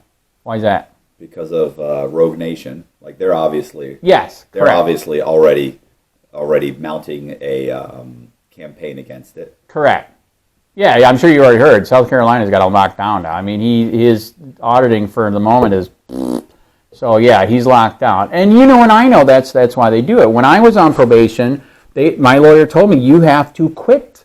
You have to quit. Yeah. That's because what they told him. You can't go out anymore. Yeah. So that, you know, I'm off probation right now. So we'll keep the story going. So, anyways, where was I at? So yeah, so I was out with the fuck Biden flag. Okay, all right, and because I had the fuck Biden flag, even though you remember they had fuck Trump, I don't know if you remember that, but they did. Okay, all right. So I'm out with the fuck Biden flag, and the reason, again, like I said, the reason why I was on the street is because they literally taught the whole freaking state. You didn't like what somebody was writing about you, strike it down, which you know and I know is violating the Constitution, violating free press, but they did it. All my stuff was gone. So the only thing I could think of was going back. Well, actually, I never did this in my life. I never protested before until the past 3 or 4 years. So I'm in the street, and I found out at the same time, it's, in my opinion, it's fun. I am an addict. I like a high. Okay, this is a natural, ephedrine. What do you call it? Whatever serotonin, whatever. And yeah, so I was going out there, and you know, and I know with the fuck Biden flag, you get both sides. You get people, Trumpers, like yeah, and then you get this psycho Democrats that are like, oh, but dude, this is how bad it got. I was assaulted 8 fucking times on camera. I always wear a camera, and I have an extra camera on the sign. Okay, the cops literally told me I cannot defend myself because they will charge me. You know and I know that's bullshit. So I didn't because they are so corrupt. I believe them. Right. So I would still have it, and I had my pepper spray too, but I never do anything. So yes, somebody stole my camera, stole my sign, somebody hit me with the water bottle. Dude, somebody tried to hit me with their freaking SUV. All on camera. Every single one, nobody was ever charged. I even got one where the idiot did it on camera when he stole my cameras. He's on camera giving his testimony and totally purged himself. Totally, you know, he said, I didn't do this, I didn't do this, I didn't do that. I have it all on camera, I give it to the cops. Did anything ever happen to him? No. Nothing. It is unbelievable. So anyways, I found out going out, yes, it's scary. I like the civil rights lawyer that I was telling you about earlier. He used to live here. He always says at the end of his video, freedom is scary, deal with it. Right. And I, like I said, I found out going there and actually talking to people, in my neighborhoods and letting them know what's going on actually is interesting, fun. You're inciting people into thought. Right. A lot of people didn't know about this shit going on. Like you said, when you tell people stuff, they're like, wow. So that's why you do this channel. And so I was actually enjoying it. And then I found out, too, there's tons of other topics that I'm interested in politically. And they banned free speech. They literally made a law banning free speech. Any word they didn't like, it mainly was the F word. They banned free speech. And so I went nuts. I actually even went to the point where I was trying to offend both sides to be an equal opportunity offender. So I was like, I even did a fuck Trump one, dude. That's the guy that hit me with the water bottle. So anyways, he was so pissed. I even turned it around. I had fuck Trump and fuck Biden on my poll that day. I'm like, look, I got fuck Biden. I don't care. Anyways, it's been insane. Like I said, to me, it is fun. I don't drink or drug anymore, and it is a high, you know, turning people on, almost getting your ass kicked, getting chased, whatever. So they banned it. I got tickets. So in the beginning, you can get a warning, you can get a $100 fine, you can get a $200 fine. This is what I didn't know. Ask him how many tickets I got. How many? 7. Okay, so I'm like, this is totally illegal, unconstitutional. And guess what? With those tickets, you can appeal them in Kangaroo Court again, Code Nazi Court. Here's what's interesting with Punta Gorda. They have 7 rich white people that are your judge and jury. They don't hire the lawyer that kind of can act like a judge because he knows the law, right? They have just 7 rich white people that are your judge and jury. So I finally did find a lawyer, Rutherford Institute in Washington, D.C., and they said, yeah, we'll help out. This is nuts. And we went to Kangaroo Court, and they took my first 4 tickets. This is what we didn't know. It ended up being a freaking circus for 4 hours. They said that in that statute for ordinances for Florida, that if you created irreparable harm, they can charge you up to $5,000. How is holding a sign causing Dude, they said that I destroyed kids' brains with the F word. And they also said this. In the statute, it was talking about if Did they bring the kids in the court? No. In the statute... What are the kids' names? I know, right? Yeah, that's right. And they never brought them. So here's you have to have a victim. What's the victim's name? I agree, dude. And so here's what they did. They tried claiming that my fuck Biden thing... They also, in the statute ordinance, it also talked about how it has to be sexual in nature. They tried saying that it was sexual because I really wanted to fuck Biden up the ass. I am dead serious, they said in kangaroo court. I'm dead serious. Dude, it was insane. So we didn't know this. So like I said, when we go into the court, they're doing ticket by ticket, right? Right. And that's when we found out about irreparable harm. They're all like, I want to charge him $5,000. We're both like, oh my God. And they said, okay, we'll be nice to you. We'll bring it down to $1,000. What? So then the next one comes. We're $5,000 again. That one they brought down to $500, and then $500 and $500. $2,000, and the first Code Nazi court we went to, and I'm not going to pay it because it's unconstitutional, right? Right. Dude, they put a lien on my house for free speech. A lien on my house for free speech. So Rutherford took it. They took it. That one, like you said, you have to get the court reporter. We had the court reporter. Then we did this. You know how court works. And then you give them the transcript. And then you can appeal to real court in Charlotte County. So luckily we got a halfway decent judge there. I was shocked, and he's like, he told us right away. He goes, I'm not going to be overturned, which means he's going to do the right thing. Right. And in the end, he is right. He did the right thing. It's free speech. Right. It's insane. Because what they did is they used a law from the FCC. Do I look like a radio or TV? They used the FCC law about where you can't say bad words, if kids are around during the day. Okay. What scumbags? Dude, it was so bad. And not to be, I'm not a racist against Jews, but the lawyer that the city has is a... David Levin, he's a Jew. The fact that you even brought that up isn't great. I know, right? Okay, so what I'm wondering is, so the court, so when you went in front of a real judge, yes, he threw it out. Yes. Okay. Yes. So he threw it out. Here's a part where they did screw us again. And I know, in a situation like that, if you win, we should have the right to lawyer fees, right? Right. They are claiming no. Now we're in the 6th District Court. Dude, I was in the 6th District Court with 3 different cases. It's such a freaking nightmare down there, okay? So they're in the 6th District Court right now trying to get paid.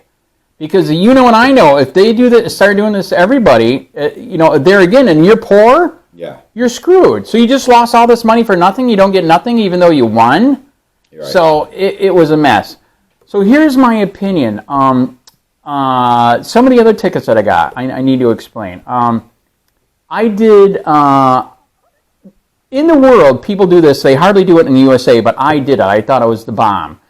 One of my protests that I did it with either a projector. I would take a real projector, in my car. You got the inverter and all that shit, and I would project it on the side of the wall, right? Dude, it was fucking beautiful. It was great, right? But then I thought, to get the high-power projectors is really expensive, like the one they do in auditoriums. I don't have that money, right? I was buying stuff off of Craigslist, okay? So it was good enough for close-up stuff, right? People still would freak out. Holy shit, 20 by 20, fuck Biden. Okay, so anyway. Right. So anyways, I found out... What are you you projecting it on? On the side of buildings. Right. And that's going to lead into more conversation.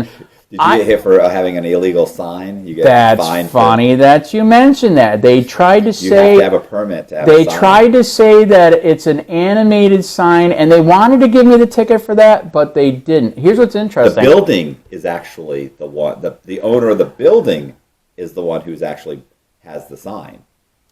In a way. Here's the interesting thing. Like how can you hit me? It's on their building. Here's what's interesting. It's also not permanent. It's temporary.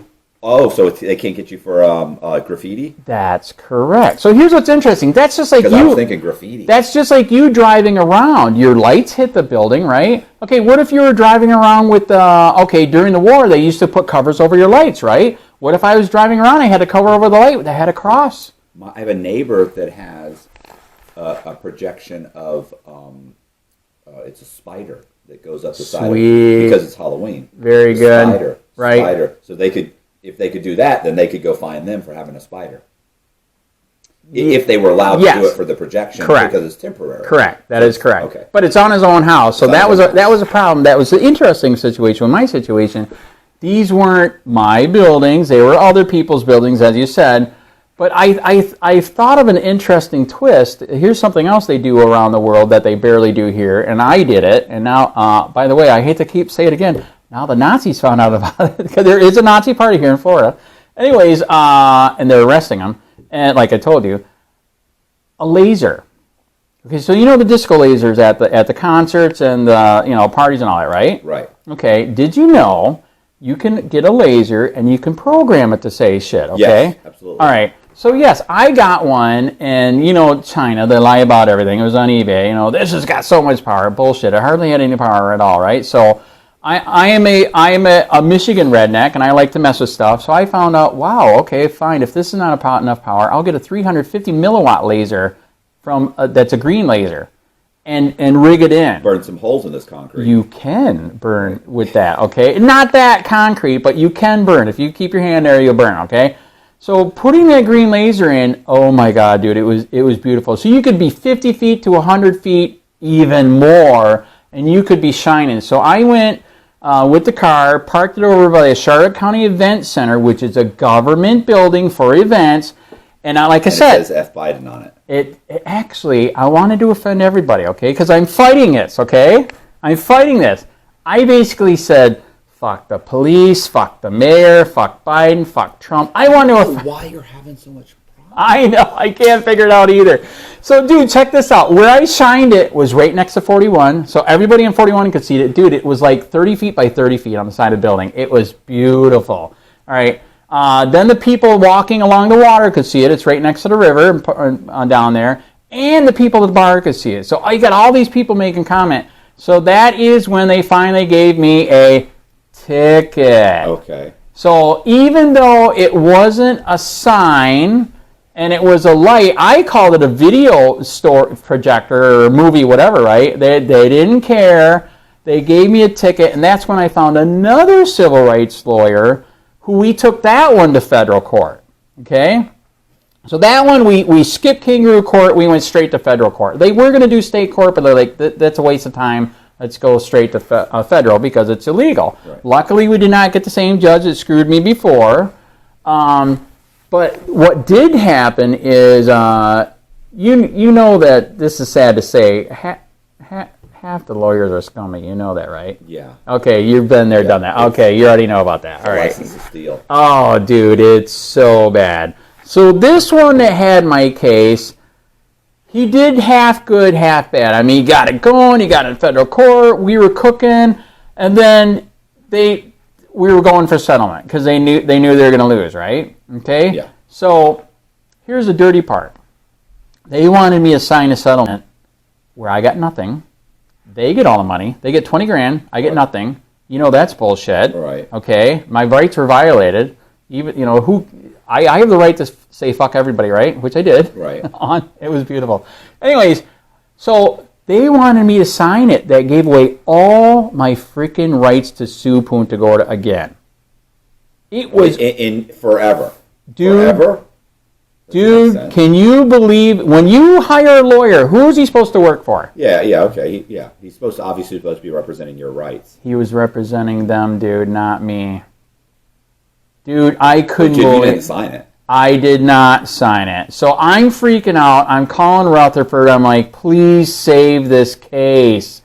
And check this out. He actually tried to quit first. He's not working with me. I don't have to freaking sign you. You know, and I know. I don't have to sign your paper. Right. And they tried to so they're trying to force me into signing my paper. I can never sue Punta Gorda again for all the shit they've done to me. I'm like, wow. So luckily at the last minute, Rutherford came in. They finished it. I got $1,000. They got 20 grand. Rutherford got a couple grand, and it was done. And they got rid of the statue. Oh, okay. So that's the good news. But is the government happy when you win? Not it. Based on my experience. That's no. correct. And you just talked about a story where a friend of yours that was here, he said something and they tried to screw him because of that, right? Multiple times. That is correct. So, because I won twice, I went out to protest again. Okay, here we got rid of the law banning free speech. Okay, I go out to protest again. Okay, so this time, people say it's a touchy subject. I say bullshit because and I know there's a lot of fucked up shit going on in schools right now, correct? Yes. In my opinion, I'm from Michigan. Okay, I was just in Michigan a couple years ago. Dude, schools in Florida almost look like prison now. They are fully gated. There's a cop there. There's a dog there. It is crazy. You agree or disagree? No, I agree. Yeah, it is nuts. So I was on a sidewalk outside of a school. It was a great spot, dude. When you go to protest, you go to where the people are, right? Okay, so it was after Doesn't do much good if you stand in the middle of a field.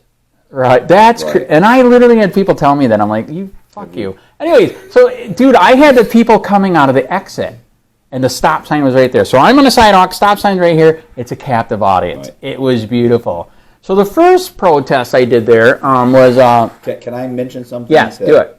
When you're in the future, yes, you might want to mention this, right? Because although clearly you're not concerned about offending anyone, right? But if you would like to get some people on your side, so it's always good to have some people on your side.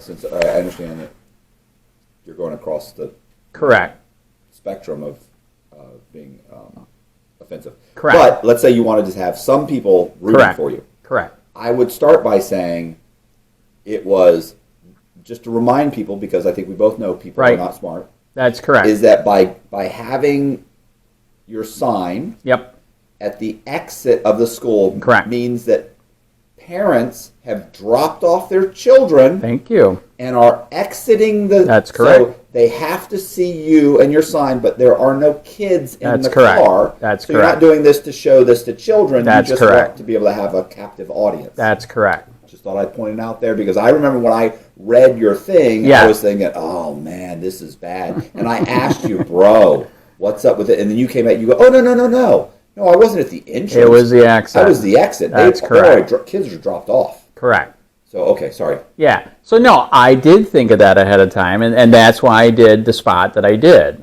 So, anyways, so real quick. So, the first protest was, I did it like for 3 or 4 weeks. Anyways, first one, 1 day a week. All right. The first one was... you got a job.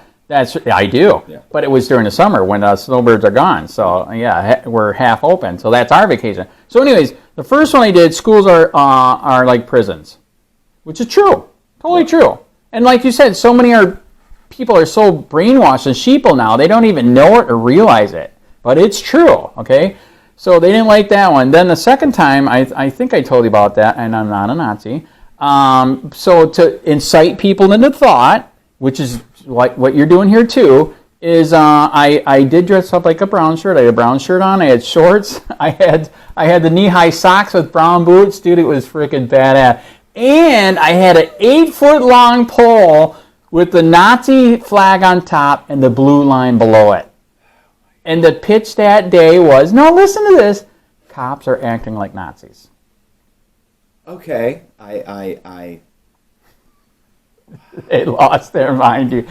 Dude, they found my car and did $1,000 of damage. They took a black marker on the side of it and said, don't come back to our school. They slashed 2 of my freaking tires, and I made a report with the cops, and do you think they found anybody?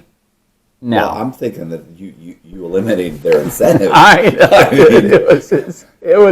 But again, it's free speech, and I'm making the point, like you said, that's why you have to know your history so you don't repeat it. And it's exactly what you're talking about. So another reason why I did that there is because, like we're talking about, what did Hitler do? He made the brown shirt youth to turn in mommy and daddy if they weren't swearing allegiance to Hitler. Can I do this? Is that all right? Well, I'll be shocked if this video makes it this far. But Colby, so in World War II, before Hitler was essentially elected, he wasn't really elected, but he was given a position, chancellor or something. Yeah, he was given a position, and then the chancellor actually, they made him chancellor. Like they not voted, but he was permitted. But a lot of Nazis were voted into power, right? Yep. Goering, Yep. tons of them. So they had a consensus. Yes, they and did. Then they started gobbling up these other parties because there was a couple dozen parties actually in there, like their Congress, right? So they started gobbling up these other people, and then so they ended up with like a majority, and then the chancellor ends up making or appointing Hitler chancellor. So now he's chancellor. Then this guy ends up dying. May have been poisoned. Of course. There's no proof. But anyway, he ends up becoming the Führer. So anyway, the point is that prior to all of that, he was simply running the Nazi Party, the socialist, the socialist party, right? Yep. So he's running this party, but he had his own police force. Yes, he did. He has his own private Stasi. police force. And the brown shirts, though. And the brown shirts. He had the brown shirts, and what the brown shirts would do was any of his opponents, they would go in to their political parties, their when they're having, I want to say concerts, but speeches or whatever. They would go in there and they would beat people up. They would scream and holler and yell insults. They would threaten people. They would basically get these things shut down. They would start street fights. They would go around and take people's signs down. They would go to where they would be up, protesting or maybe even just campaigning for other people. They would go and literally beat them up, take the sign down, beat them up. And I don't mean we're not talking about take the sign and run. We're talking about these guys they're thugs. And they all wore brown shirts. That's right. In Italy, Mussolini had the black shirts. That one I didn't know. Yeah. So he went with the brown shirts. Okay, he had to be different. The black shirts, and then Mussolini had the black. And Hitler really idolized Mussolini because they literally, Mussolini and his party, basically, they led a march into the capital and scared them so bad that the government said, okay, fine, you guys can be government. And they stepped down. And that's what Hitler thought was going to happen. They actually shot him. Or shot at him and shot several people. Correct. He ended up going to prison, got out of prison, started the whole process again, and actually just... And wrote a book? Yeah, wrote a book. But he had the brown shirts. That's why he keeps saying the brown shirts. They're acting like brown shirts. They're beating people up that they don't like. They're stopping people from being able to picket or advertise or do business or do anything. And then they're going out of their way. He's saying they're going out of their way to also... We need to talk about what happened with your business. Correct. If you want. Yeah. So, they're really going after people that they don't like. Correct. That are speaking out against them. Right. So that's why that's the reference to the brown shirts. And you remember one of the biggest things they did too, dude. They did Night of the Long Knives. I was just gonna say killed their opponents. Well, no, but Hitler actually. So the brown shirts were thugs. Okay? They served a purpose. But then Hitler was made chancellor. And now he's running Germany. And the problem with the brown shirts and the military didn't like the brown shirts. They were thugs. They weren't disciplined. And so they put together they call it the Night of the Long Knives. And Hitler who did he have that went in and killed off? Oh, a bunch of them, man. I forget the guy's name. Ernest, somebody who was running the brown shirts for Hitler. Yeah, I don't remember the name, but I just know they killed a shitload. He has him arrested and given a gun, and they tell him to shoot him. He could shoot himself. Anyway, the point is that Hitler, the brown shirts who helped get Hitler elected, there comes the Night of the Long Knives. Hitler and his henchmen put this together, and they basically execute 1,000 of these guys. Yep. In one night, they go in, they start killing them all off because you're thugs, and now I'm official, and I'm now the chancellor, and we have to look very official, and we have to be we can't be thugs anymore. Right. You don't fit into the narrative, our future narrative of what we want for the party. Right. We're just going to have you killed. Correct. So they kill off. So the people that helped get Hitler where he was, he then has them all starts to have them all killed off. Whoever couldn't be absorbed into the military. So not a nice person. Correct. I agree. Not a man of the year. But again, not a Time Man of the Year. But again, that's why I keep comparing to what's happening in America, is we're forgetting history. In my opinion, we're repeating, just like you said with the stop and frisk, dude. That's exactly what they did in Germany. Show us your papers. Right. And here's another way they're doing stop and frisk people don't realize, I'm sure you realize, is this freaking pulling over people is stop and frisk. Right. Let's see what we can find. Right. Can I search your car? And then if you say no, what do they do? You must be hiding. Profiling. You know? Yeah, it's bad. It is happening again, and that's why I keep saying it. So when I did that, yeah, they lost their shit. I was in the paper. I was on the TV. People literally said to the TV, if I find him, I'm going to beat the shit out. I'm like, wow, dude, you didn't understand what I was doing or saying, okay? So it was crazy. So the last one that broke the camel's back, or the fascist back, whichever you want to say, is I went in with fuck abortion, can we kill you? There's no way this is getting monetized. This whole video oh, come on, man. Think positive, man. I'm trying to incite people into thought. I mean, there's going to be some. There's going to be some bleeping. All right. Yeah, that's fine. That's fine. So anyway, so check this out. So I did that one, and that's when they really tried to find as many people. We pulled the records. It was a city manager asking the police, who asked the state attorney, how can we stop him? And you know and I know you're not supposed to stop free speech, right, especially when you're turning to disturbing the peace. And they literally, we have the document, they literally said, you find enough people to complain, we'll charge them. And they did. So I didn't get arrested any of those days. And it was the last one that they charged me with. But you know and I know they love to bring in that other stuff. They did try to do that in court. And I thought I had the best lawyer out there from Naples. And he used to be good. He's older now, right? He used to be good. But I think the reason why he didn't do his damn job, because, dude, he hardly ever talked to me before we went to court. We took it all the way to jury trial, okay? Hardly ever talked to me. I think he thought, which you might even think, that, okay, we're going to win this. It's free speech on a sidewalk. It honestly, when you've described the whole situation, right, unpalatable, I agree. Right. Upsetting to people, but in the end, right, it's free speech. Like, I get it. Like, listen, like, I understand. Right. You know, saying, hey, I don't want this guy doing this near my school. The kids might be able to see right, it. It's distasteful. It's all of correct, these things. Correct. But in the end, like, if that was happening in front of my house, right? Mm-hmm.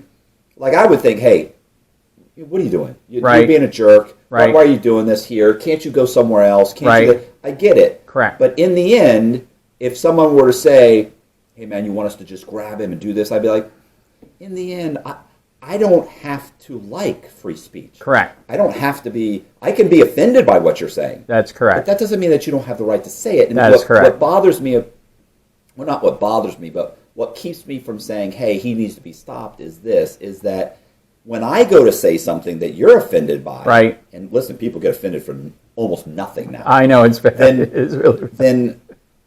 Then I don't want you to stop me. That's right.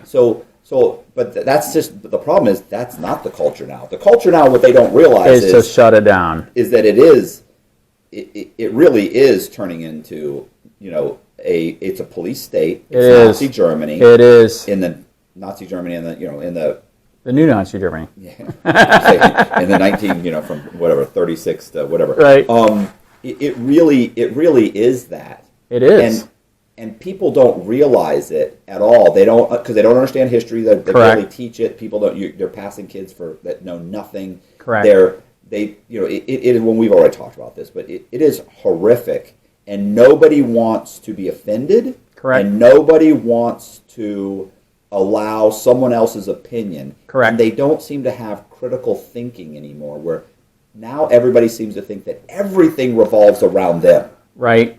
Your opinion is the most important.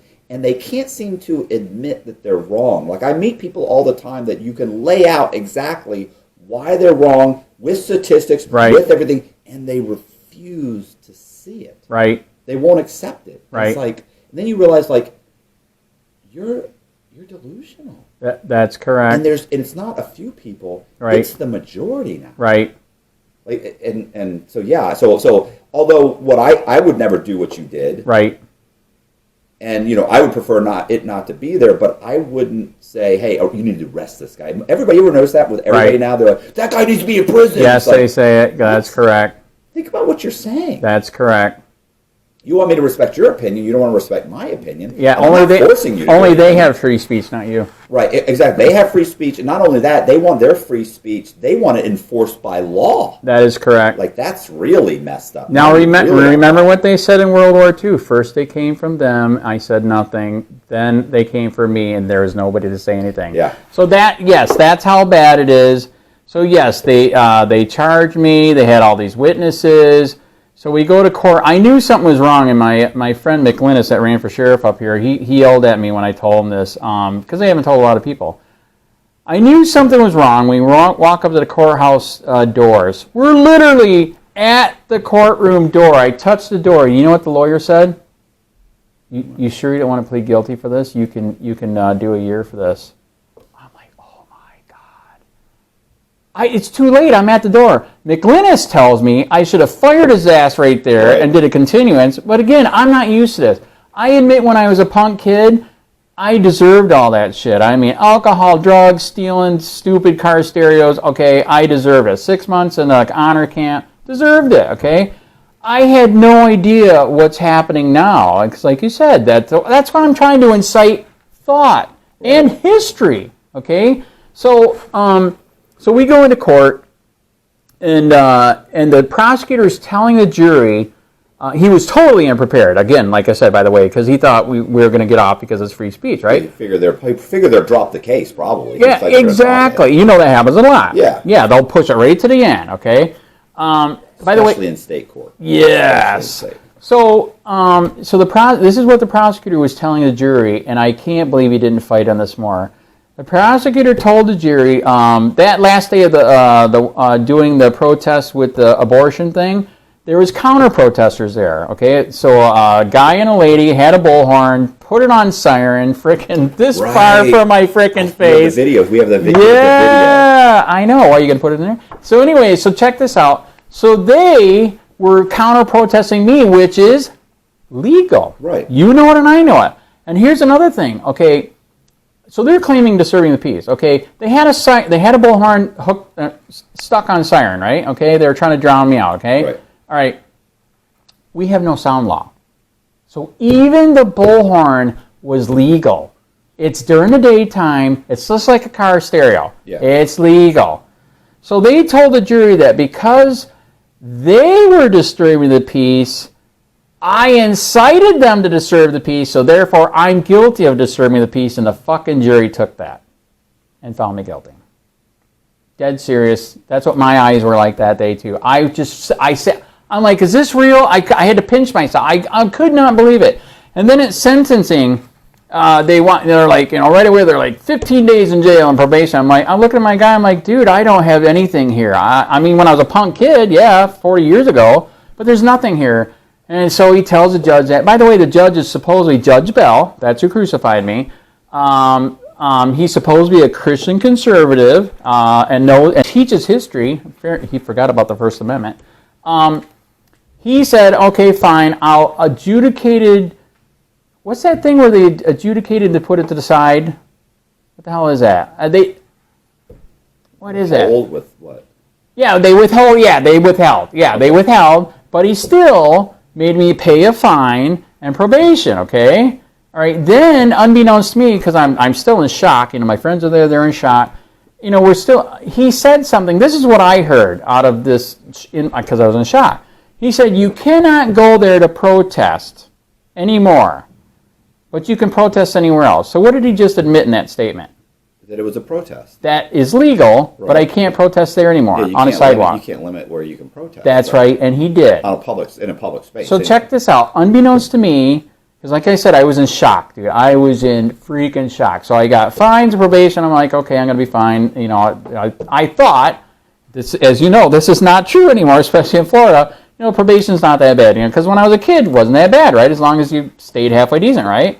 Okay, that's gone. You know that. That's how they burn you now. Okay, they think, oh, you got away with it. No, they'll burn you later. So, anyways, He actually did a protection order for a fucking building, dude. I had to get rid of my guns for a building, protesting in front of a building legally. I didn't know it until, guess how I found out? Okay, so that night I go home and I'm in shock. I make a video and I'm like, you got to come here to fight for free speech, okay? All right, unbeknownst to me, he did the protection order that I can't say or do anything about the school. I said come to Punta Gorda. They said it meant the school. So unbeknownst to me, I did that night.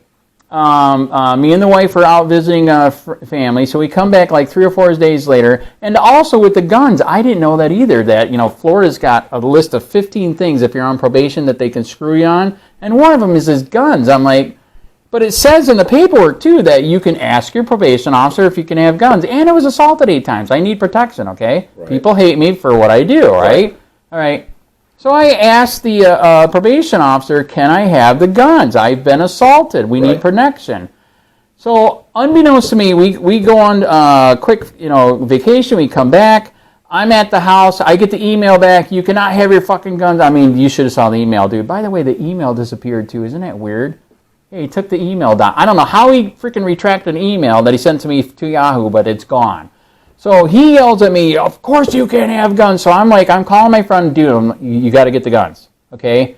Okay, I asked and he denied me, okay? Right. I don't know if you know this one too. You've been through the ringer, so you might know. I was supposed to meet with him ASAP. Once you're sentenced, the next day you got to go talk to him, right? Right. Yeah. He never did.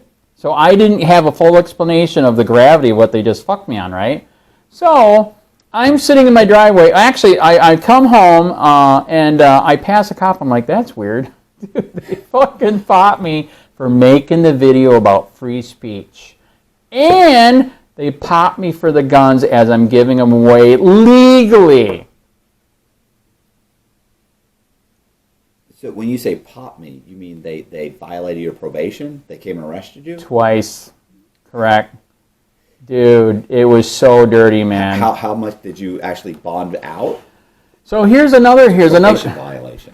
Yeah, so in front of the judge. That's correct. So here's another fun part. As you know, that's a technicality, okay? All right. Both of them were bullshit mistakes. I would say if there's a technicality, you shouldn't have been arrested. So we're talking about Charlotte County, one of the most corrupt places. Like I said, I tried to get a lawyer who found out he doesn't want to go here because it's so fucking corrupt. So check this out. So my lawyer, I got a different lawyer because the first lawyer sucked balls. Right. So I get this bulldog in town, Kevin Shirley, he's known as the Bulldog, and I hire him, and so here I am, I'm in jail, I'm like, oh my God, and so we asked for bond, okay? And and again, this judge has a hard-on for me. We found out later he has a super hard-on for me. By the way, I forgot to tell you, before I even went to court, he tried to get me for not coming into court. My lawyer was there and I was not there, and I don't know if you know this, in Florida, under a misdemeanor, I don't have to be there, okay? If I hire a lawyer, he can be there for me. Absolutely. Dude, he tried to get me for a bench warrant, even before I went to court. So he had a hard-on for me, right? So check this out. So we asked for a bond. Guess what he said? No. And we're like, you can't do that. And he's like, yes, I can. I am God. I'm translating. As you know, they think they're God. And that's what qualified immunity has fucked up our system because of that, correct? Right. They think they're gods. Okay, the cops think they're gods, the prosecutor thinks they're God, the judge thinks they're God. So anyways, so he filed, I forget what he filed, he filed something to say, bring me the body or what, I forget what it is, but made him come back to court and explain why not a bond. And he's like, okay, fine. I'll give you a bond, but check this out. He did another illegal thing. He goes, I'm going to give you a bond, but you can't use it until 30 days. So you have to do 30 days. Yes. Dude, you can't do that. Everybody in the jail, even though, all the, deputies and sheriffs hate me because I've been fighting the corruption for years. A lot of them, actually, I found out in the end, do like me because I'm fighting corruption. There's some real deal fucked up shit, right? Yeah, but, yeah. I mean, I agree. The problem is that those officers are working with other corrupt officers, so they basically have to keep that quiet. Yeah, that is they don't want to correct. come out and support you because if they come out and support other guys that hate you. That's correct. So what do they do to the people that come out? I mean, they set Yeah, they them get up, rid of them. get That rid is of them, correct. they- That is, yeah. So you already know about all that. All right. So anyways, so yes, we found out. We're in court, and they're like, and even he said, he's like, I've talked to judges. He goes, I've talked to people here at the jail. Nobody's ever heard this. You can't do this. And you know what he said? Bam! Yes, I can because I'm God. He didn't say God, Right. but basically saying I can do whatever I want. And again, that's why qualified immunity needs to go, because if you look up the history, I never knew the history. Did you know when and where that started? 1965. Did you know before 1965, what was happening during 1965? The civil rights movement. That's correct. Before that, do you know what we could do to cops, judges, and prosecutors? Civilly sue We them. could sue them.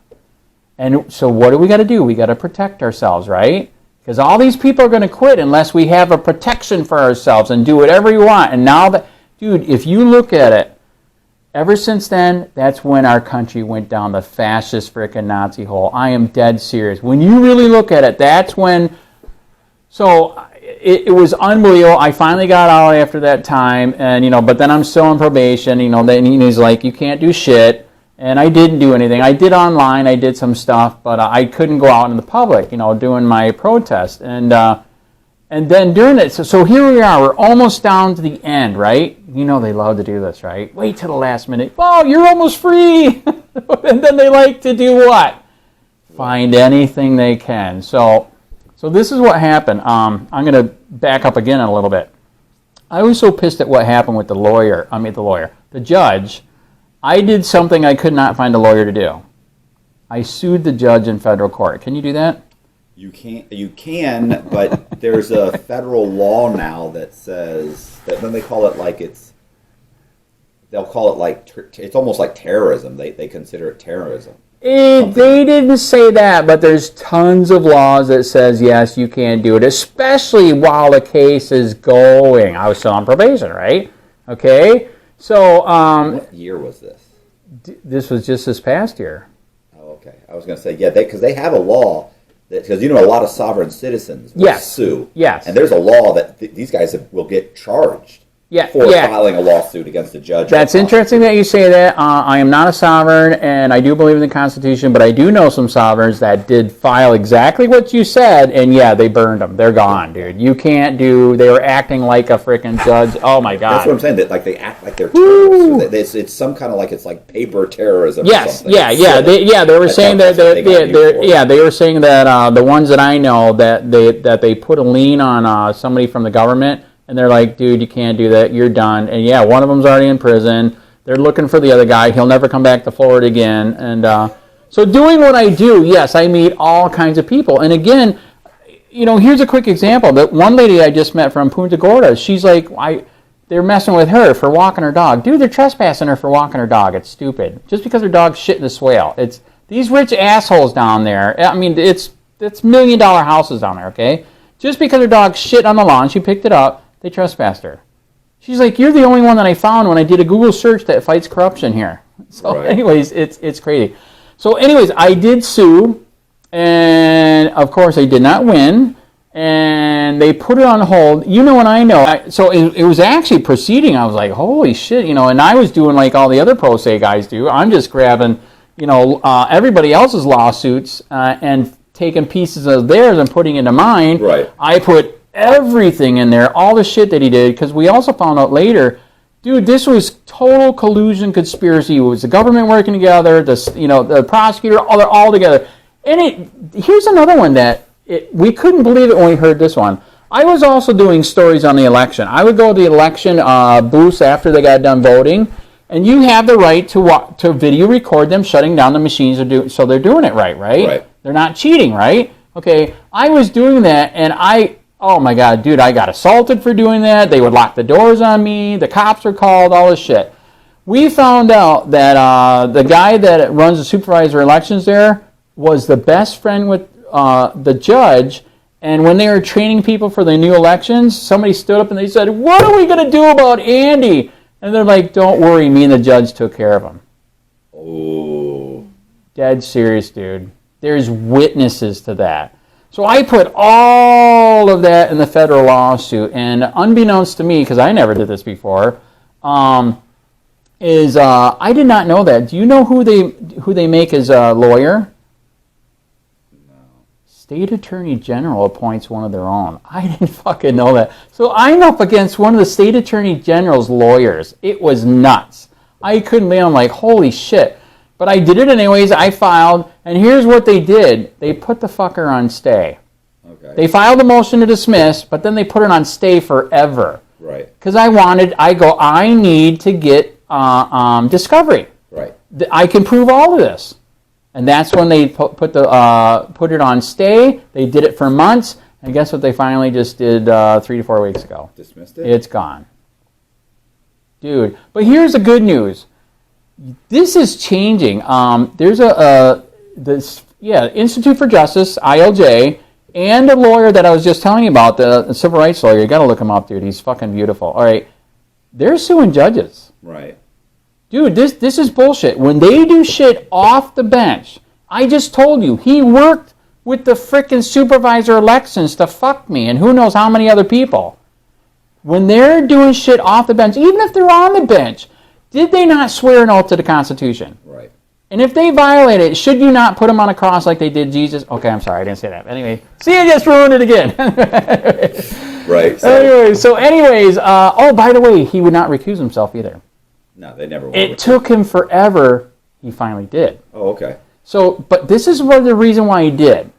Okay, so I'm on probation. I'm still, dude. They kept dragging it on for months and months for the technical violations I did, right? So they kept dragging it on. I'm at the 11th frickin' month, okay? And actually at the 10th month, we should have went to court and finished it. On both charges, it's bullshit. I was not guilty. I said protest and Punta Gorda, not the school. And on the gun. You're out by now. Huh? But you're out of jail by now, right? No, it gets worse. So anyways. How long did you Yeah, I was in jail. I was in jail for the 30 days like he said. Right, and then you got out. Yeah, then I got out. Okay. Okay. All right. So, but they tried to put me in for that trespass for the sheriff, fuckers. Anyways, luckily at that time, I talked to my probation officer. So in the beginning, he was extremely hostile. Dude, when I walked in to talk to him the first time, he goes, if you fucking pass the white line, I'm going to write paper on your ass. I'm like, holy shit, man. This is not going to be good. I literally told him that day, I'm like, dude, mellow down. I said, we're appealing the case, which I did.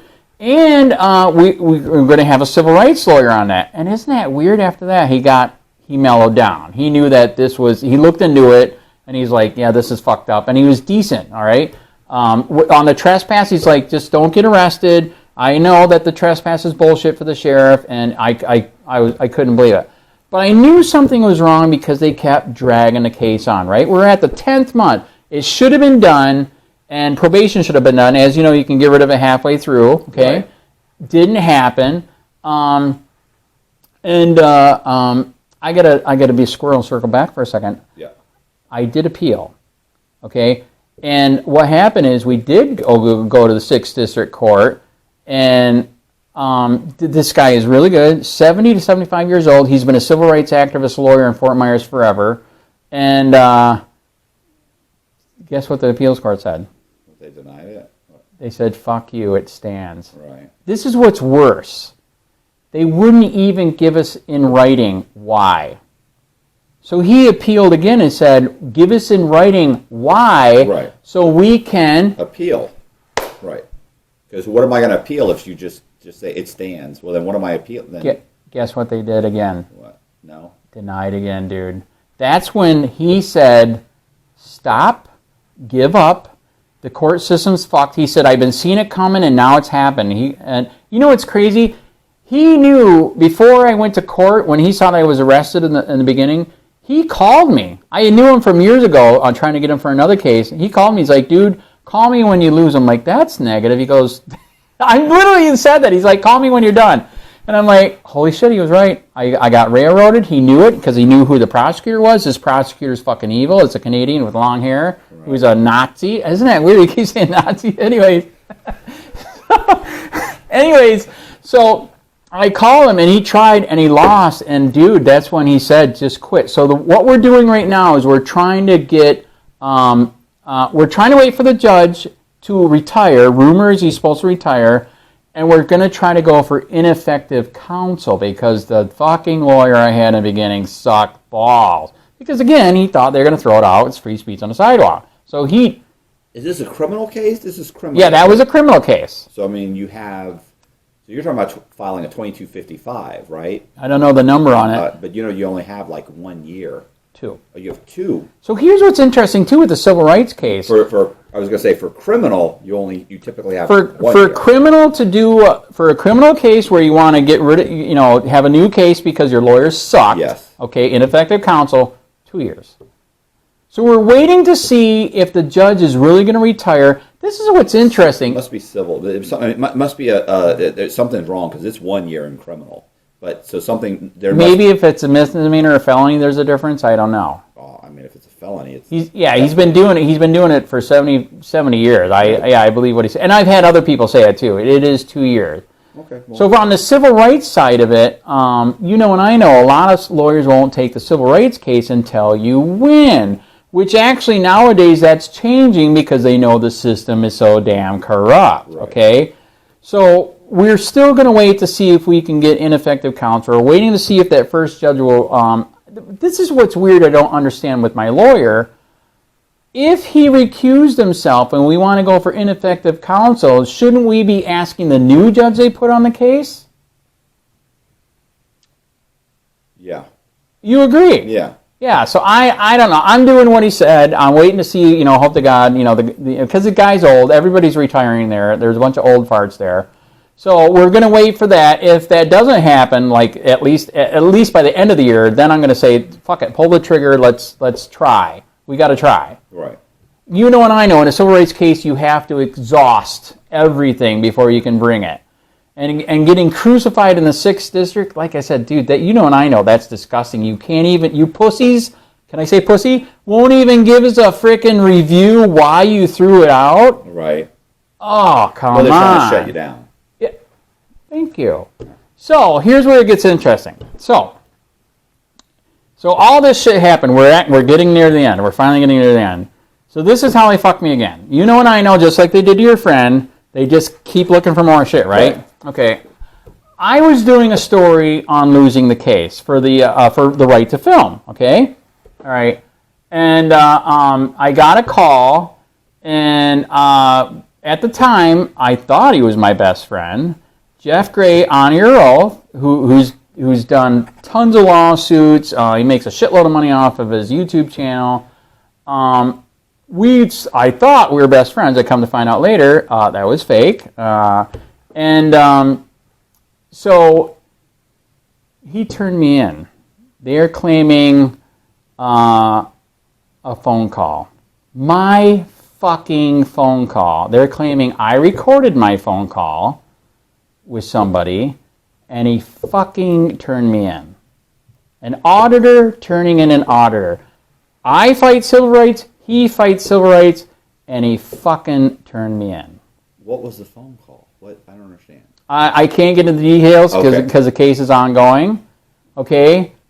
It's my fucking phone call. Right. I didn't tap any goddamn wires. You know and I know that's what it is. Right. That's what it used to be in the 1980s. I'm old, dude. You're old enough. You remember the dial, right? Yeah. I didn't touch anybody's fucking wires. So anyways, because he was aware of the story too on the case being fucked up, right? So anyways, yeah, he turned me in, and yep, here we are. We're down to the 11th month on probation, and I will be honest, I did know about it, and guess how I found out this time? Okay, Freedom of Information Act. No, actually, this time, who was it that came to me with the information? Yahoo. Yahoo said, Andy, there's some police here that want all your information. I'm like, oh, fucking God, are you serious? So I didn't know for what, where, right? So I got their paperwork. Well, no, I did. It took a while to get the paperwork, but I got the paperwork and I started reading. I'm like, well, first I didn't know. I knew the date. I knew the date they wanted, okay? And so I started looking through my history, because we got calendars, all that shit. And I'm like, okay, what happened? Okay, that same day, this is the trip. That same day we won. Okay, we won in state court. But that same day, too, is a supposed phone call. Okay? Right. And I'm like, oh my God, are you kidding me? And that's when I knew. So I didn't know if they were going to pull the trigger because this is what I did do. I pulled a shitload of records from across the state. In fact, I know an ex-cop too, multiple ex-cops and real cops. They hardly ever go for this because you know and I know in this day and age, Jesus fucking Christ, it's called a cell phone. It's on speaker. I'm not saying I did it, but you know what I'm saying? Dude, it's unbelievable. So they hardly ever charge for this because this day and age, instead of meeting nowadays, as you know, which I could record, now you meet on a phone. Especially if it's on speaker. All right? So it is nuts. I pulled records from across the state. They hardly ever charge for this because it's stupid. Hardly almost all states, it's one party, correct? Yes. Yeah. And I even got a hold of Project Veritas' lawyers, and they know about the problem here, and they agreed that this is nuts, this is stupid. In this day and age, are you kidding me? So they said that they would take it if I did cash. You know and I know, that's, wow, a lot. Okay, I'll just say it. They said 150 grand. Like, dude, you're fucking high, man. So anyways, they said, well, or we can get all the civil rights lawyer, there's civil rights organization across the country, right? He said if we could get all together and fight it together, then we would all do amicus briefs together, but you would have to get everybody together. So that's where we're right now. I'm waiting for court on that. So yes, I was arrested again. So here's what's interesting. You know about this shit, okay? When they popped me, what was I going to say? Yes. You actually might not know this one. Do you know what they just passed in Florida? No. And I didn't think it was going into effect until later. On probation, they just passed. Dude, this is, in my opinion, unconstitutional. If you get popped on probation, no bond. Okay. That's bullshit. Yeah, you have the right to bond. That's assuming that you are absolutely guilty just because. That is correct. So check this out. I agree. They had something like that before if you were a really bad guy. Right. And in fact, that came from a guy down in Fort Myers that was out on probation and he killed a cop. So therefore, everybody's guilty that violates probation. So they had a law similar with him. If you were a really bad guy, they could keep you without bond. Right? So I still think it's all because of me that they made a law, just signed it, busted on probation, no fucking bond. Dude, so I was going to be stuck in there until this was done. Right. So then I had to rehire the lawyer again for the new case, okay? Because this is different. He was on the probation violation. So this is where it's at. You know and I know. So here I'm in there. When did he start talking? I think it was in there for like 20 days, I was in there for 10 days. So he's trying to get a bond, and that's when I heard from the judge. Well, the new law states no bond. I'm like, oh my fucking God, they already put it into effect. And by the way, that new probation violation thing, it's worse than that. You know and I know. I hate vagueness, and in law are you supposed to have a vague law? No, that's illegal. The new law now states no weapons. So that could be anything. That could be the knife you use to cut your bread, or scissors. It's that a bow and arrow. Bad. It's that bad. It's that. It gets worse than that. You know what? I give an example to a lot of people. What was one of the first things in the Bible that was a weapon? What, a rock? Are we going to ban rocks? Dude, think of it! What the fuck is happening to Florida? Dude, this is completely illegal. And in fact, there was a friend of mine that I can't believe he ended up in the shit he did down in Cape Coral with Lee County Sheriff. They popped him the same way. This is actually before it got really bad this past year. They popped him, I think it was a couple years ago. He got busted for a DUI, even though he wasn't, but he lost that because it's so corrupt. And then they put him on probation, and then at the last minute when he's supposed to get off probation, they came to his fucking house, they searched the whole house, and they found, at that time, it supposedly said on his paperwork, no guns. They took the guns, right? They supposedly found a World War II family heirloom knife from a bayonet. And they fucking put him in jail. And he didn't have knives in his drawers. I know, dude, he's a fisherman. He's a fisherman. Do you know what's out in the garage? Fucking fillet knives that'll cut your ass up all day. Right. It's bad, man. It's bad out there. It's bad. And then, okay, so here's the good news. I'm off probation. That's a good thing. The bad thing, say a prayer, because they're still trying to burn me. But here's the good news. I'm back out. I'm still trying to do what I can. We are hoping that it is done. I already did 31 days, all right? And again, like I said, because I pulled records, what do they do to people? Like I said, I literally have ex-cops saying this should not be a law. This is stupid. In this day and age, this is stupid. So say a prayer. Hopefully it's done, but, wow. Uh-oh, you have ghosts. No, that's weird. I mean, it's obvious that it's a that's. Oh, that's the washer. I hear it. I hear the washer. The washer is over there. Dude, I hear the washer right here. No, that would be a shower. The shower would be right here in this corner. Right above us is a shower. So maybe. Yeah, he could have dropped the shampoo. No, it would have been Jess's daughter. Because their shower's over here. Jess's daughter may be using our shower, which she does. Yeah, now that you said that could be it too. And she's clumsy. Okay, there we go. She drops stuff all and we're not going to die. No. That's right. No. So anyways, that's where we're at right now. We got the new case, and again, it's interesting. Project Veritas, you know who Project Veritas is, right? Is this the collection of data? No, I don't know. No, he's the badass that was going around with cameras and hidden cameras, busting people all over the place. You know who Project Veritas is, right? No. Oh, dude. Yeah, I serve the role as the unknowing audience. Okay, I'm sorry. Anyways, okay, I'm talking to the wall. So anyways, they're badass, okay?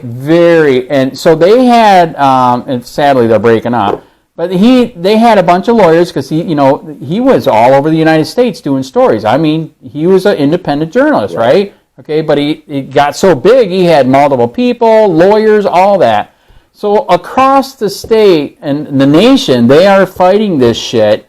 This two-party stuff is absolute fucking nuts bullshit nowadays. Absolutely. Okay. There's cameras everywhere. So they are aware of what's going on. They're fighting it all over the place. They even fought a case here because they even tried to pop him on doing a story. So, yeah, that's where it's at right now. So that's it. And then you sent me an email. I did send you an email, and I don't remember what you're talking about. Which one?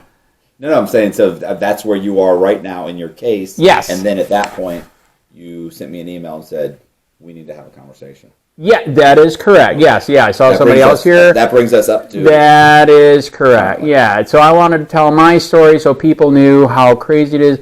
And here's the thing, like I told it, like I said in the beginning of my videos, people hate it. I got people that love it and people hate it.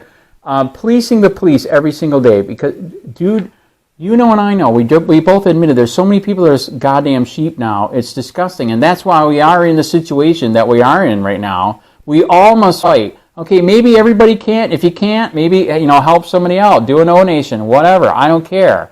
But, I mean, we are going down, in my opinion, the rabbit hole so fucking quick, it's not even funny. Are you going to start your YouTube channel again, or do you still have it? So that's what's interesting. I am kind of a geek with all electronics here, too. Dude, I do the VPN. A damn good VPN. I don't know how they're doing it. They find me. I actually do know how they're doing it. You know what I know? I have that nasal fucked up voice, right? Okay, so check this out. They're doing it with their computer. So even though I can start all these other channels, which I have, okay, right. They're all fucking shadow banned, hardly any views, hardly anybody, and I still get struck all the time. Are we going to get struck? I gotta hope now because I'd like this video to get out. Because, dude, this is real. You heard of 10 years of insanity. Just like they tried to take out your friend. Does it sound like they're trying to take me out? Sounds bad. Am I the tip of the spear? Are they going to January 6 me? Right? Can you say that? What about the congressman that pulled the fire alarm and said, Dude. I wasn't trying to delay anything. If I pulled the fire alarm, would I be in jail? Yeah. Thank you. Yes, I wasn't agree. trying to delay anything. Yes, he was all day long. Come on. It- I thought it opened the door. It- Wow, then you're too stupid to be in Congress, or you're basically perfect. It is the government protecting the government. I mean, look at what the January 6th do. I don't agree with everything that January 6th people did, but what the hell did BLM do to how many freaking cities? They burnt shit down, and hardly anybody is in jail for that, and yet they're January 6ing people. What are they up to? 1,000 people? It's bad. Did you know this in Florida? There's multiple January 6ers. Are you aware of that? There's one right down in Naples. There's another one up in Sarasota. I talked to a woman that was in jail she was one of the January 6th. Oh, no kidding. And all she had done, she was there, and the FBI tried to come see her and talk to her, and she wouldn't talk to them. And right. They looked into her. They decided she was there. She'd posted a couple videos. Right. Somebody turned her video in just talking about it. How wow. I was there. She was like, I was there. Like she, I don't think she ever went into the Capitol. She was just outside the Capitol, in one of the protesters. Right. And they charged her, and she's in jail now. Went to trial. Wow. She's like, she didn't really do anything. She was just there. Right. And she posted a video about how they shouldn't be prosecuting these people or something like that. And they said, oh, that's it. Listen, I knew a guy that was in jail. Oh, my God. I knew a guy that was in jail for saying that Palestine was an open-air concentration camp. And so the FBI came. What? Yeah, that's all he said. And so the FBI came to talk to him. And right. when they were talking to him, they said, have you ever made any radical statements? He said, no. Right. And they said, and they charged him for lying to an FBI agent because they said what he said was a radical statement. And his lawyer was like, you can go to trial, but imagine what they're going to play. Like he had all these videos that he had right. done saying, just like, look at all the insane videos that you've right. done. Or you can take 3 years of probation. 3 years in prison. And so he took 3 years for lying to an FBI agent. Yeah. Now, granted, listen, he was a white guy that had converted to Islam. Right. He had a beard. Right. He made a bunch of YouTube stuff, and he was always preaching about Islam. Right. And so he had said that Palestine was an open air concentration camp. Right. So if you looked at him, he looked insane. Right. And they were like, and he said, he had these, he didn't say anything that was crazy, but he was constantly, talking about Israel and just Arab Israeli conflicts and things that right. And that they took that one statement right. and charged him, and his fear was that if he went to trial he would lose and he might end up getting like 10 years or something. I forget what it was. So he took like 3 years. He took 3 years, and I met him in prison. Right. I tried to get him on the channel. Right. He won't do it. And by the way, once he got arrested, he then converted to something that, by the way, this is his third or fourth conversion. Oh my God. This is this guy that was super smart, but he's right. lost. Right. You're super smart, you're just kind of a lost soul. Right. And so at one point for 2 or 3 years he's like a Buddhist, and then he becomes interesting. Switches to something right. else, and then it became Islam, and then he switched to, he's a Odinist. Right. And then he's something else. It's like, right. How do you go from being an Odinist from Islam to being an Odinist to being like, he's just like one end of the spectrum to the other. Right. And, but yeah, he was just, and once again, that's a very subjective thing to say, hey, that's a radical statement, and as a result of that, you lied to the FBI. Like, honestly, that means that you could say to me, so how are you doing today? I'm doing okay. Right. The truth is, he was behind on his bills. Right. He was being evicted. Right. He and his girlfriend had broken up. He wasn't doing well, so he lied to the FBI when he said he was Dude, doing it's fine. bad. It's bad. Charge him. Go to it's prison. bad. It's bad. Yeah. It's bad. It's a tough situation. It's a tough being alive today, unless you work at Walmart 40 right. hours a week, right, and you have a pretty set schedule, and you're married. Although I hate to say you're married, because then you're part of the establishment, right. and maybe you're even a part of the patriarchy. Right. So let's just say you're living with your baby's mama. Right. So you work 40 hours a week. She works 40 hours a week. You have a kid. The grandparents who are retired take care of the kid. Right. You work. You live in a 3-bedroom, 2-bath in a lower to middle class area. Right. And you drive and make all your payments. Unless you fit into that very narrow segment of society. Right.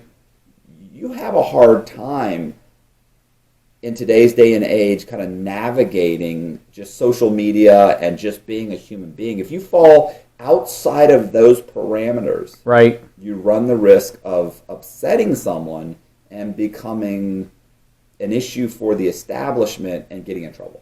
They really do just That's want sad. workers that Correct. go to work, come home, I agree. take the official vacations, Right. tote the party line, Right. and don't step out of line. Right. Don't complain. Don't step out of line. Don't say anything offensive to anybody. And as a result, you'll get through life. It's not a hard formula. To be honest, it's not a hard formula. It just does crush your soul. So do you want to go on your knees or standing? Me? Yes. I mean, I'm going out on my knees. To be All honest, right. I already tried to stand up. Right. They let me know Right. you're not that guy, and now I know I'm not that guy. So now I'm just doing this, and Right. this is a modest protest. This is Right. modestly protesting within the. That's interesting. That's It's, right. It's what prison taught me is. Did you hear me say prison? Like I went prison. What prison taught me was Right. I'm not a gangster. Right. Like I'm not a tough Are you guy. serious? There's gangsters in there? Not after 12 or 14, 15 years. They're not. They work Right. out like sheep. Right. Unless you want to just go back. Right. So I realized like, listen, you better figure out a way to make a living. Right.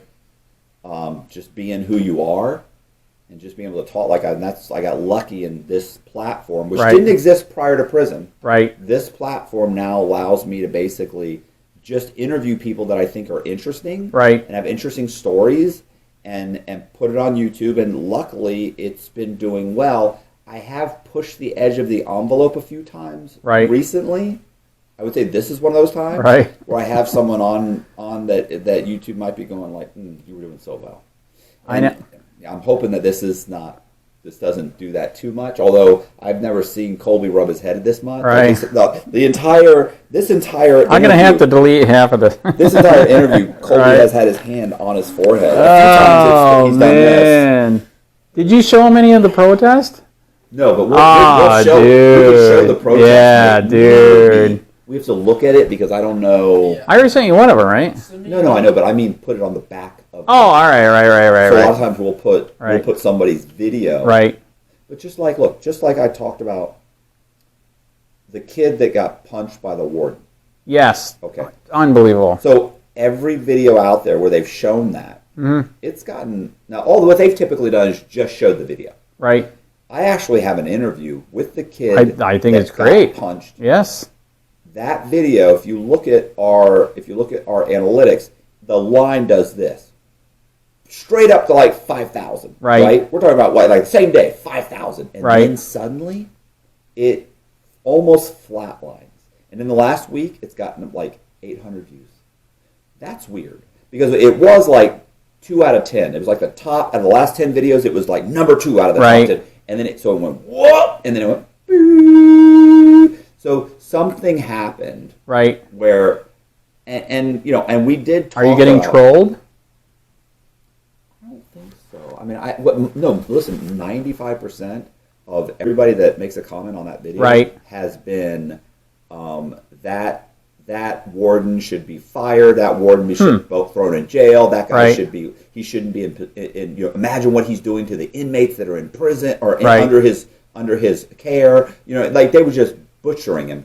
1 or 2 people are like, "Oh, you mouthed off to the guy, and you messed around and found out." There's always some asshole. I know, FAFO. I hate that thing now. Somebody who thinks there's always some jerk off who thinks, "Oh, you looked cockeyed at the guy, and he punched you in the face. That's okay." No, it's not okay. It's not okay. You don't get to punch me in the face. That's correct. And that means that basically now you're offending me by saying that. Do I get to attack you? That's correct. And that's the problem, is that these guys, people aren't smart enough to understand what is a legitimate reaction to being offended. Correct. And violence isn't that. That's correct. So, regardless, that video, which I thought was going to do amazing. I thought I would too, man. It's literally flatlined. I don't know what it is. I don't know. And that's why I mentioned the trolls, because I have the troll problem. And you know that there's actual, literally, cop sucker trolls out there, right? They suck the cop's dick so hard that if you fight corruption, I know. If you fight corruption, they're trolling your shit, dude, and they're striking you. And that's why a lot of the people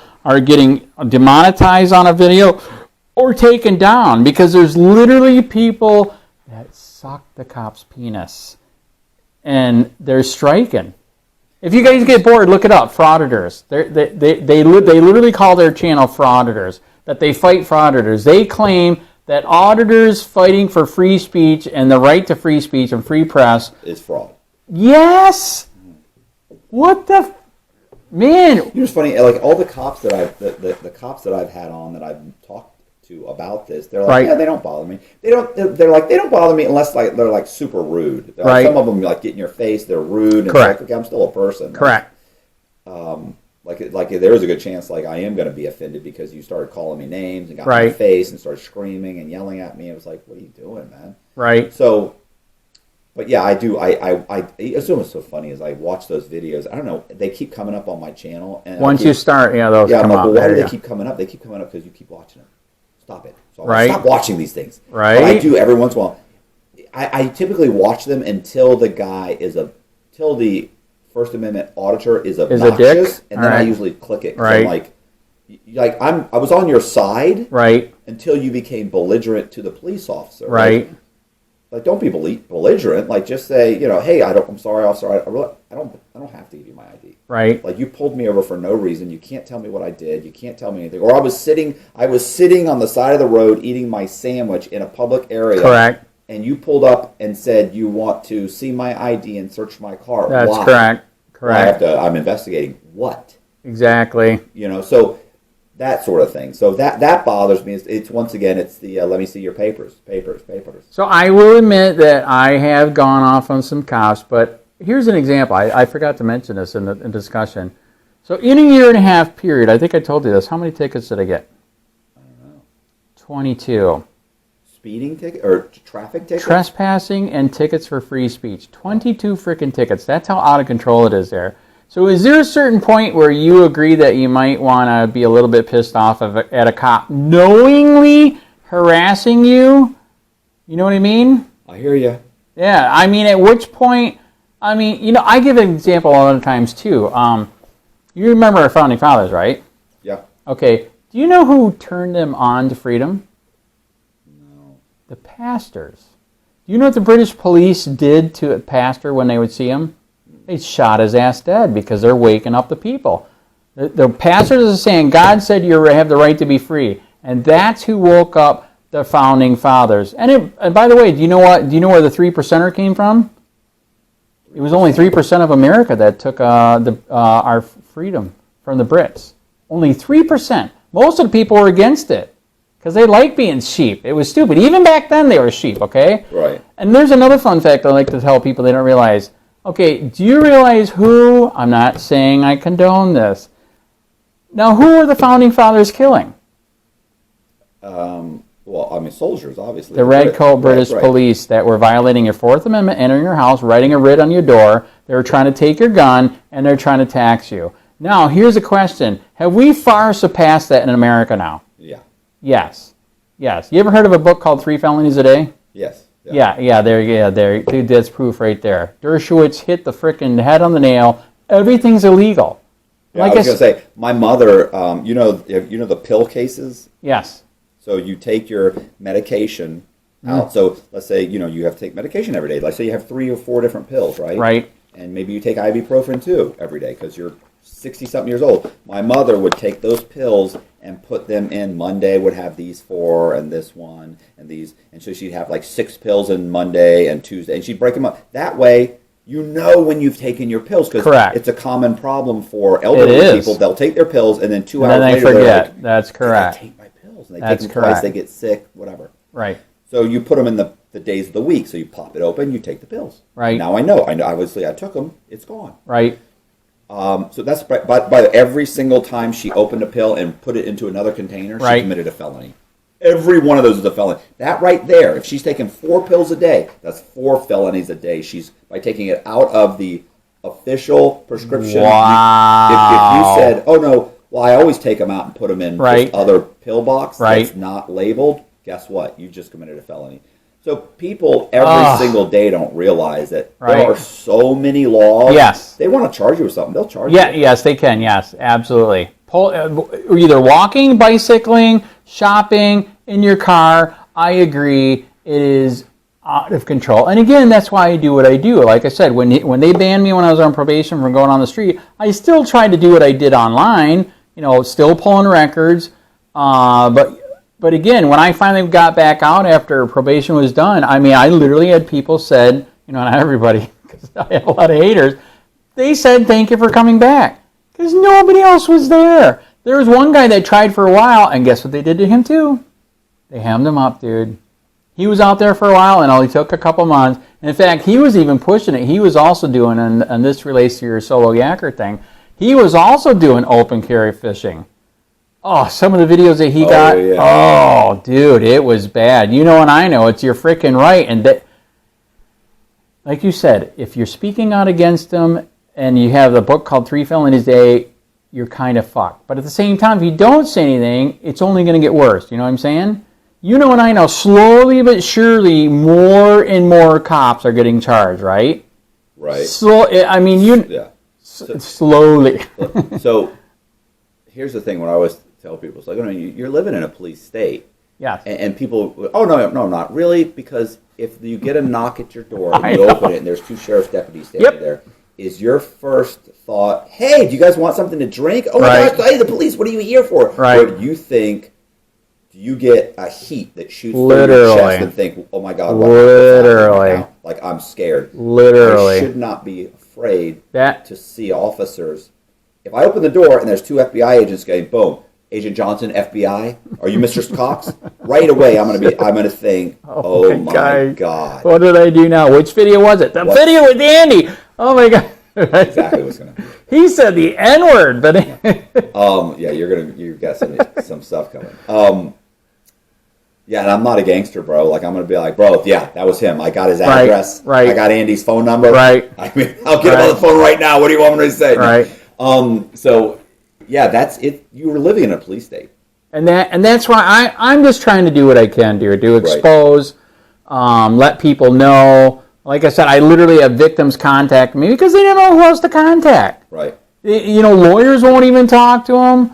I mean, you almost cannot get a civil rights lawyer here in Florida anymore. You almost cannot get any lawyer to do a records lawsuit anymore. Oh, listen, lawyers are the worst. Lawyers are the worst. Are they working for us or the court? It's a tough call. I know, right? There are, look, let's face it, there are some great lawyers out there. The problem is the lawyers that really make a ton of money. Right. They're working within the machinery. It is machine. To get a chunk of money, get you to plead guilty. Correct. But their main goal is to get a chunk of money. Like, there's no very few lawyers that are out there that are saying, hey, I need to stand up for this person or that person. Or that. Right. Those are the guys that basically are scraping by. Right. They're never going to make a ton of money. They're constantly going to take guys, and regardless of the amount of money they can pay them, and they're going to stick with them. I can tell you right now, I can't tell you how many guys I know that paid their lawyer $45,000 or $50,000, then got found. This is federal. They got found guilty, went to prison. That lawyer doesn't answer their phone call anymore. It's like, I paid you $50,000. Wow. I was found guilty, or I pled guilty. You convinced me to plead guilty. Right. And then I ended up getting 5 years, and now you won't answer my call. Almost what always happened was, it was like, wow. You won't send me my paperwork. You don't even answer my call. Right. So what they always do is, you always say, if you're in prison, it'd be like, hey, what's the guy's name? Okay. We're going to have you write a letter. I would have them write a letter to the bar. Right. And as soon as you wrote a letter to the bar would immediately, hey, bro, what's going on? I'm sorry. I've tried to contact you. You didn't get my letter. Right. It's like, stop it, bro. You didn't try and contact me. Right. You just got the letter from the bar. Well, you don't have to continue with this complaint. Right. What do you need? I'll send it to you. Right. Go ahead. Look, remove the complaint, right? So we can just get rid of this, and then I'll send you this stuff. No. Right. No, send me the stuff first. Wow. Because that's something they'll do too. They'll get you to drop it. Right.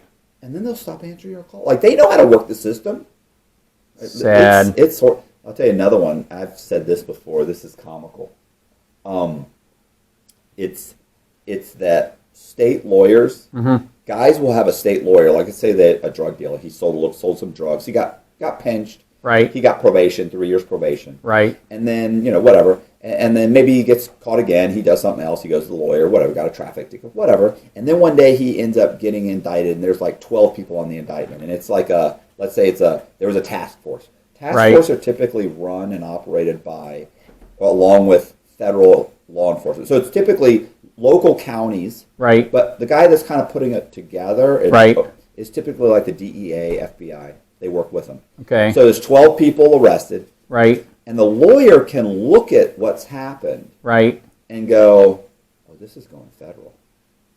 So what happens, they'll say DEA is involved, FBI, or FBI, DEA, there's this much drugs. This is definitely going federal. My guy is going federal. Right. And you come in to him and you say, hey, will you represent me? You represented me last time. Right. And he's thinking that was a state charge. Right. This is definitely going federal. But right now, it's still state.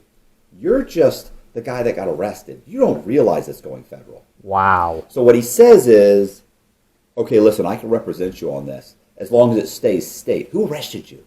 Oh, the local task force arrested me. Okay, so the local guys, right? Right. So you're in local custody. So has anybody talked to you about it going federal? Or no. Okay, right, because how much drugs? It was just a little bit of drugs, right? Yeah. I'm just low level guy. Okay, great. I'll represent you. So give me $15,000. Right. And I'll represent you on the state case. Now, if it goes federal, right, I can't help you.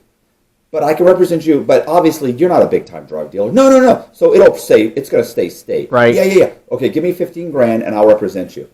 So your family scrapes together $15,000. Right. You get $15,000.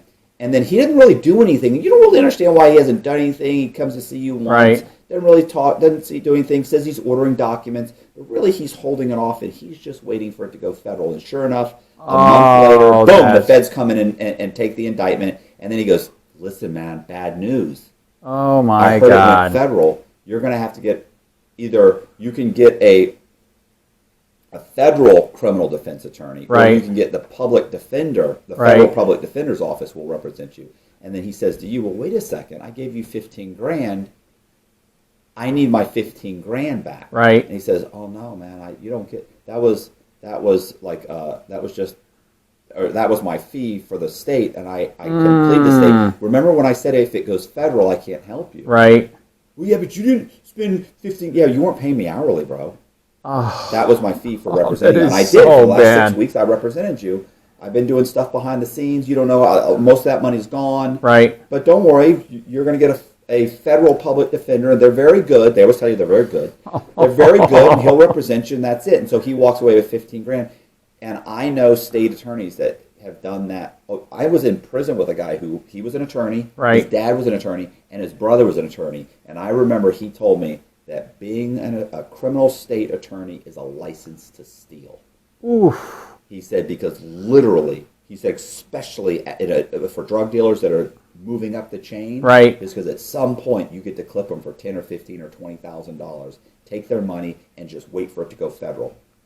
Oh my God! And keep in mind too, the great thing about filing in the court system is you can be completely incompetent. Right. As a state or federal lawyer, right, and file a motion and file it with the court. The average drug dealer doesn't realize whether it was any good or not. They read it and they say, "Man, that sounds good. Right. That sounds good." And then it gets filed, and the court responds and says, "This is what the defense is saying. This is the court. This is the case law. This is this." And then the state comes in and then they answer it. Right. At no point during that back and forth process does anybody ever say to the court or in the motion, right, Your Honor, this criminal defense attorney doesn't know what he's talking about. This case law doesn't match. This doesn't work. Wow. This isn't an argument. Obviously, this isn't what happened. You can't mount this defense. Right. What they do is they say the defense attorney or the defense presented this argument and this case law. Your Honor, we believe that this case law doesn't apply because they're very respectful to each other. Mm-hmm.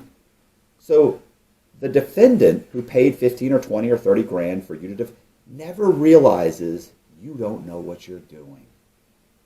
So you know what I'm saying? You ever notice, like, I've literally seen guys who will write a motion Right. by hand or type it out, misspellings, they're complete. And this is a guy who's got a 90 IQ. Right. Like, you read it and it's practically gibberish. Right.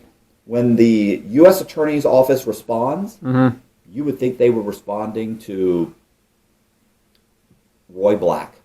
You would think they were a top-notch federal defense attorney. Right. And they say, Mr. Johnson, or Mr. Sheets stated this under this. He used this case law stating such and such under, Johnson versus, the United States government, or Johnson versus Ohio. And under that it says this, and, we disagree, Your Honor. We believe that. And they will make it sound like it. In truth is, you pulled up a case that's talking about painting a car pink, right, and registering it as red, and it could be completely ridiculous. And when they answer, it sounds legit. So if you're the defendant, you have no clue, right, that these people are they're all working within a system that protects each other. Correct. Nobody ever says, Your Honor, this guy's an idiot. He didn't know what he's doing. Right. He can't.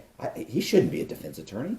I can't believe that he even made this argument. It's ridiculous. Your Honor, that case has nothing to do with it. They actually respond as if it does. They just believe that their case is based on this. Right. But that doesn't really apply. They never say it in a way that you or I would go, I don't think that Colby knows what he's doing. Right. They don't say that. Did you hear how bad it is? Or literally a couple lawyers are using ChatGPT and using it in court. Was that insane? But honestly, I'm probably pretty good. Right. Well, luckily, as you know, the judge did catch it, and he did reprimand him. So, but yeah, that's insane. I didn't know it was that bad now. Oh, it's bad. Wow. You'll go, and this is the thing. It'll drag out for a year, 18 months. So you really think you're doing something, right? And this guy's going to bat for me, right? The truth is, you were never going to win that motion.